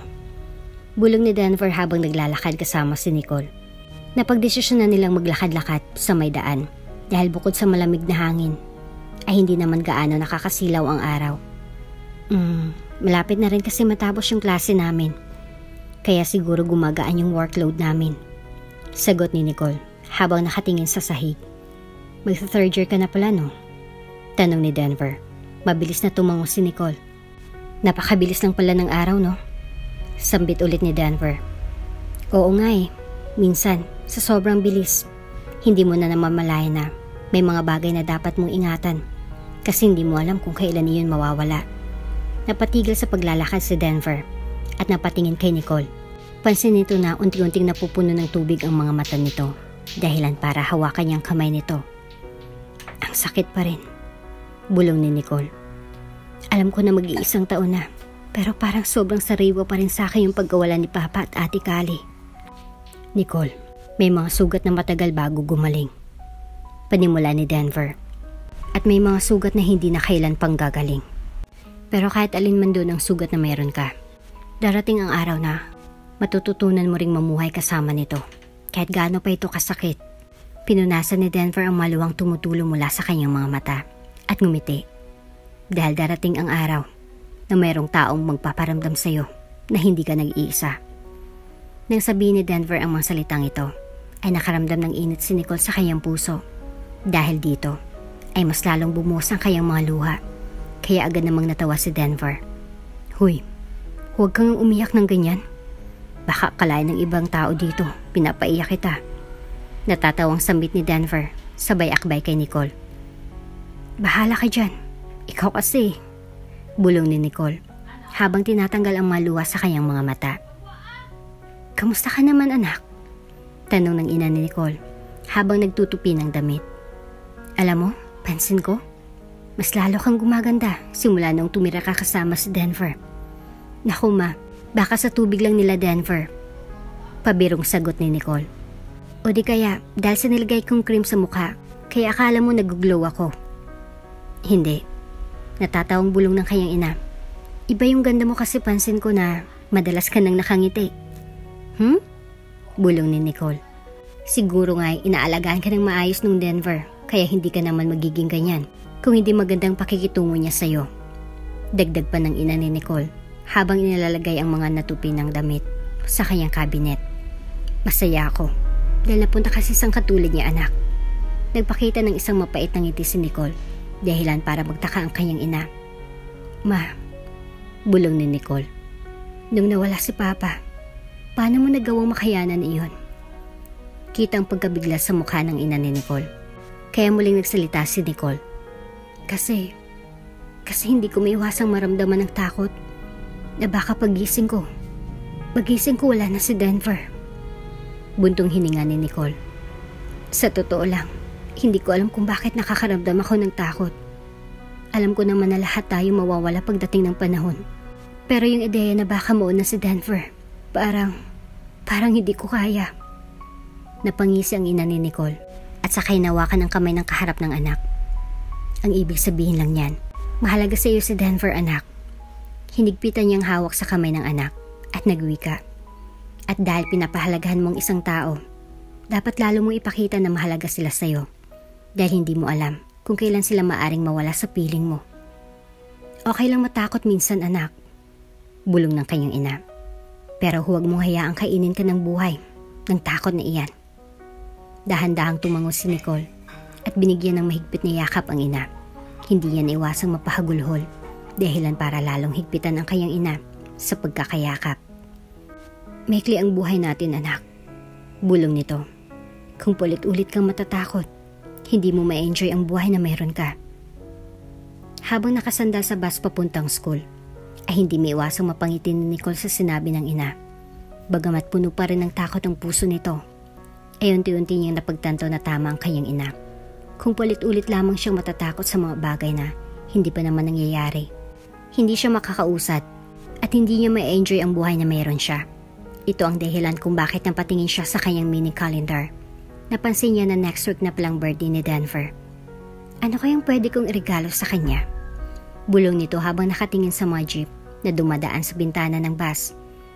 Noong napadaan ang sinasakyan na bus sa isang cake shop, nagkaroon ng ideya si Nicole na mag-bake na lamang ng cake para sa lalaki. Bagamat hindi siya marunong mag-bake, ay sinubukan niya itong aralin. ng 1 linggo. Bukod pa rito ay nagpaturo pa rin siya sa kanyang nanay upang kahit papaano ay mapasaya niya ang lalaki sa araw ng birthday nito. Sa wakas, bulong ni Nicole. Sabay lagay ng 2 piraso ng strawberry sa ibabaw ng cake. Inilagay niya ito sa kanilang mahabang lamesa at agad na kinuha ang isang lighter. Noong may kumatok sa pinto, ay mabilis siyang nagtungo rito upang buksan. Nung tumambas sa kanyang harapan ng masaya nitong mukha, ay agad niya itong binati. Happy birthday, Denver! Mabilis na ngumiti ang lalaki at nagpasalamat. Pumasok ito ng kanilang bahay at mabilis na napukaw ang atensyon niya nang makita ang cake sa ibabaw ng lamesa nila. Nag-bake ako ng cake para sa'yo. Sambit ni Nicole sabay sarado ng pinto sa kanilang bahay. Mabilis na nilapitan ni Denver ang ginawang cake ng babae at pinagmasdan ito. Sana mo gustuhan mo, bulong ni Nicole. Ang totoo niyan, wala talaga akong ideya kung anong ireregalo sa'yo kasi kaya mo na. Hindi natapos ang pagsasalita ni Nicole dahil bigla siyang niyakap ng mahigpit ng lalaki. Salamat, Nicole. Sobrang salamat, bulong ng lalaki. Ano ka ba? Natatawang sambit ni Nicole. Cake lang naman iyan. Hindi lang ito basta cake para sa akin, Nicole, bulong muli ni Denver. Alam kong ibinuhos mo yung oras mo sa paggawa at doon pa lang, masaya na ako. Hindi niiwasang maluhan ni Nicole nang sabihin nito ng lalaki. Naging masaya ang pagkain nila ng hapunan dahil may dala rin palang pagkain si Denver. Habang tinitingnan ang lalaki sa pagkain, paulit-ulit na binubulong ni Nicole sa kanyang sarili na sana hindi na matapos ang araw na ito. Biglang naantala ang kanilang hapunan noong may nag-doorbell. Nung buksan ni Nicole ang pintuan, ay hindi siya makapaniwala sa kanyang nakita. Mabilis siyang kinusot ang kanyang mga mata at tumingin muli sa babaeng nasa labas ng kanilang bahay. Kali? Gulat na bulong ni Nicole. Mabilis na tumango ang babae, sabay yakap sa kapatid. Mabilis na napatayo si Denver nang makitang isang pamilyar na babae. Pumunta siya sa kinaroroonan ng magkapatid at laking gulat niya noong makita si Kali. Napakaganda na nito at mukhang isa ng professional, dahilan para labis na magtaka si Nicole. Akala namin patay ka na, bulong ni Nicole. Saan ka ba nagpunta? Naglapag ng 2 baso si Denver sa isang lamesa at saka kumuha ng juice mula sa kanilang refrigerator. Ang totoo niyan, nung naaksidente ako, may bumuhat sa akin palayo sa ilog. Panimula ni Kali. Pero iyon lang yung naalala ko dahil nakatulog na ako nun tapos pagising ko. Nasa ospital na ako. Malayo sa lugar natin. Actually, nagtaka nga ako dahil sabi ng nurse, may nagbayad na daw ng hospital bills ko. Bakit hindi ka umuwi sa bahay? Tanong ni Nicole. Tinitigan siya ni Kali at saka napabuntong hininga. Babalik na dapat ako sa bahay, kaso nalaman ko na ikaw raw palang tumuloy sa kasal. Kaya sabi ko, kailangan pagbalik ko. Successful na ako para hindi masayang pagsasakripisyo mo.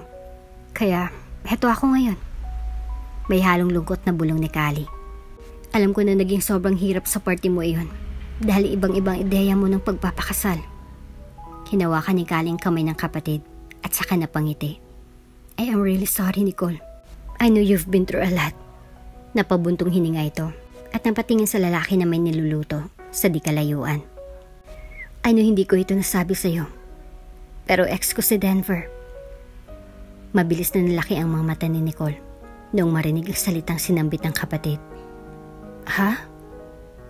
Pagkaklaro ni Nicole, naging ex mo si Denver? Noong high school, hindi pa kami matured noon. Sagot ni Kali. Iyon yung dahilan kung bakit nag-ibang pagtingin ko sa kasal at pakikipagrelasyon dahil nakipag-break iyang si Denver sa akin. Mabilis na napalunok si Nicole at napatingin sa mga basong nasa lamesa. Hindi niya alam kung anong sasabihin matapos marinig ang mga salitang iyon. Pero kasalanan ko naman iyon dahil napaka-toxic ko noon. Natatawang bulong ni Kali. Kaya kung alam ko lang nung una pa lang na sa kanya pala ako makakasal, di sana hindi ko na pinatagal ang pagdidesisyon noon. Mabilis na napatayo si Nicole. Kukuha lang ako ng makakain natin. Aalis na sana si Nicole. Ngunit hinawakan ni Kali ang braso nito. Nicole, bulong nito. I don't want you to stay here and be with someone you don't like after all. Ha? Tanong ni Nicole. Magpaanal ka na kay Denver. Utos ni Callie. Kasi in the first place, hindi ba? Ako naman talaga dapat ang ikakasal sa kanya. Ano? Ha? Muling tanong ni Nicole. You don't have to worry about me anymore. Bulong ni Callie. Nandito na ako. Gusto kong bumawi sa'yo. Pati na rin kay Denver. Teka. Natatawang sabi ni Nicole. Sandali kasi. Hindi natapos sa pagsasalita si Nicole nung biglang pumasok si Denver sa kinaroroonan ng dalawa sabay ngiti. Kain na tayo. Luto na yung niluto ko. Yaya ni Denver. Dito ka na lang matulog, Callie. 3 naman yung kwarto rito. Salamat. Sambit ni Callie. Natapos ang gabi na iyon na puno ng pangamba si Nicole. Hindi niya alam kung paano sasabihin sa kapatid na nahulog na siya kay Denver. At paano sasabihin wala siyang balak humiwalay rito. Hindi nakatulog si Nicole kakaisip patungkol dito. At matapos ang kanyang ilang oras na pag-iisip, napagdesisyonan niyang maging transparent sa kanyang kapatid. Dahilan para tumayo siya at lumabas ng kwarto. Dumiretso siya sa kwartong pansamantalang tinutuluyan ni Callie. Ngunit agad niyang narinig ang boses nila sa sala. Kaya naisipan niyang sumilip kung sino ang kausap nito. Naalala mo pa ba noong high school? Nung binigyan mo ako ng strawberry cupcake? Tanong ni Callie. Maya-mayay, biglang natawa si Denver. Dahilan para mapakunot noo si Nicole. Oo naman. Tapos naalala ko noon. Nagtampo ka sa akin kasi hindi kita nahintay dahil may basketball practice na kami. Natatawang sambit ni Denver sabay inom ng kape. Looking back, talagang napaka-immature natin. Doong mapansin ni Nicole na inilagay ni Callie ang kanyang kamay sa ibabaw ng lalaki, ay agad na tumalikod si Nicole at naglakad pabalik sa kanyang kwarto. After all, si Callie naman talagang nais pakasalan ni Denver at hindi siya. Sa loob ng kanyang kwarto ay hindi niya niwasang malungkot ni Nicole. Pinunasan niya ang mga luhang tumutulo mula sa kanyang mga mata at saka inilagay ang ilan sa kanyang mga damit sa isang bag. Noong umalis si Callie upang umuwi sa dati nilang bahay, ay nakahanap ng tiyempo si Nicole upang makausap ang lalaki. Denver? Pagtawag ni Nicole sa lalaking kaharap sa laptop. Sagot ni Denver habang nagtatype sa laptop. Gusto ko nang magpaanal. Napatigil sa pagtatype ang lalaki at napasulyap sa nakatayong babae. Agad na napakunot ang kanyang noo at napatayo. Ha? Anal? Tanong ni Denver. Anong ibig mong sabihin? Mali ata ako ng pagkakarinig. Maghiwalay na tayo. Sambit ni Nicole, sabay ngiti. Kitang-kita ang pagkagulat sa mukha ni Denver.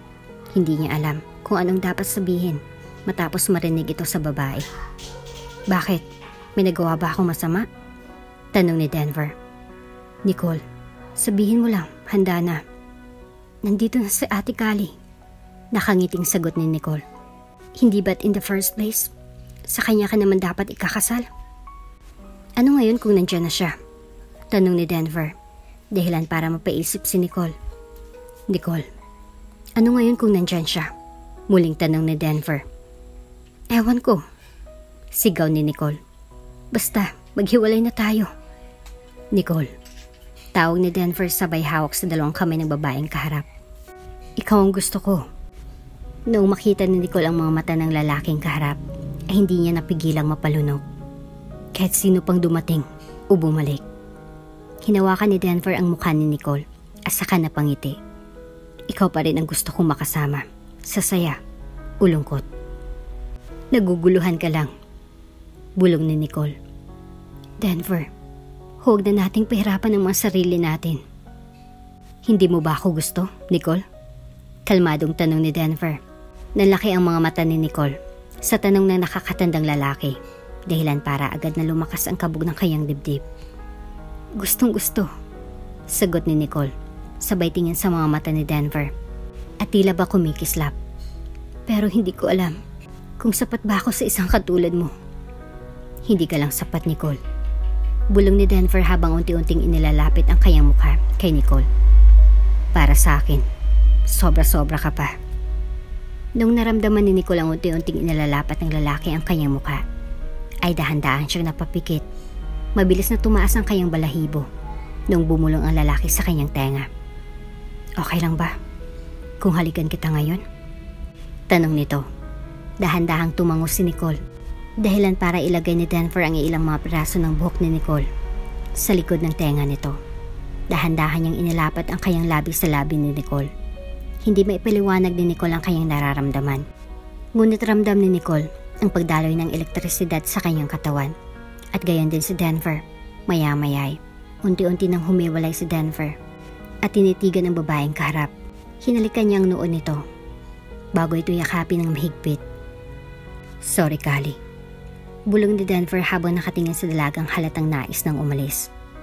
I love Nicole and I would definitely love to spend the rest of my life with her, for better or worse. Halatang pinipigilan ni Kali ang hindi maiyak habang kaharap ang dalawa. Hindi niya maiwasang matawa sabay suklay ng kanyang buhok.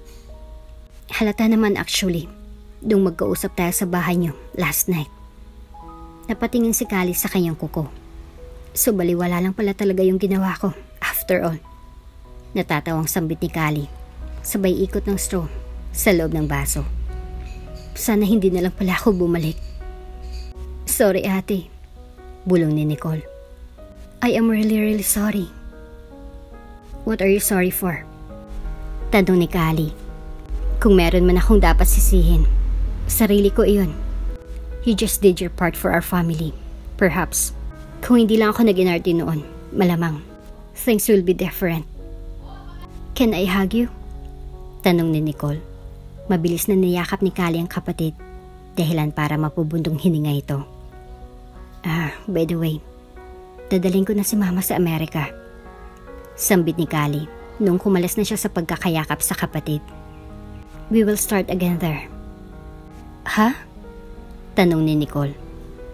After all, I think it would be better for me to move dahil hindi ko pa kaya. Nagbigay ng mapait ng ngiti ito. Hindi ko pa kayang makitang masaya si Denver sa piling ng iba. At lalo pat, sa kapatid ko pa. Tumayo na ito at inayos ang kanyang eyelashes. I'll get going. Bye. Paalam nito at saka naglakad palayo. Sobra kong naiintindihan si ate. Bulong ni Nicole habang tinititigan ng kapatid. Kahit di naman ako magsisisi ng sobra. Nicole. Bulong ni Denver. Dahilan para mapatingin si Nicole sa lalaking kaharap. I think you need to know something about me. Biglang nakaramdam ng kaba si Nicole nang sabihin niya ang mga salitang ito. Matagal ko nang gustong sabihin sa iyo ito, pero naduduwag ako. Nanginginig na bulong ni Denver. Pero kasi, hindi tayo pwedeng makagawa ng pamilya. Ha? Bakit naman? Tanong ni Nicole. Baog ako. Malungkot na bulong ni Denver. Kitang-kita sa mukha nito ang lungkot at pagkadismaya. Dahilan para agad na hawakan ni Nicole ang mga kamay nito. Denver, magkaroon man tayo ng anak o hindi, we can still be a family. Bulong ni Nicole. Basta nandito ka sa tabi ko, kontento na ako. Hindi maiwasan ni Denver ang maiyak nung marinig ang sinabi ng babaeng kaharap. Mabilis niya itong hinalikan sa labi at niyakap ng pagkahigpit-higpit. Lumipas ang ilang taon at tuluyan nang nakagraduate si Nicole sa kolehiyo. Muling nagpakasal ang dalawa at namuhay ng masaya kasama ang kanilang mga alagang aso at pusa. At dito na nga po nagtatapos ang ating kwento. Hanggang sa muli, ano ang iyong natutunan sa ating kwento? Magbigay ng komento sa ibaba. Maraming salamat po. Kung bago ka pa lang sa channel neto, ibang kwento ni Ate Jane, istorya mo, ikwento ko. Huwag kalimutang pindutin ang notification bell at subscribe button.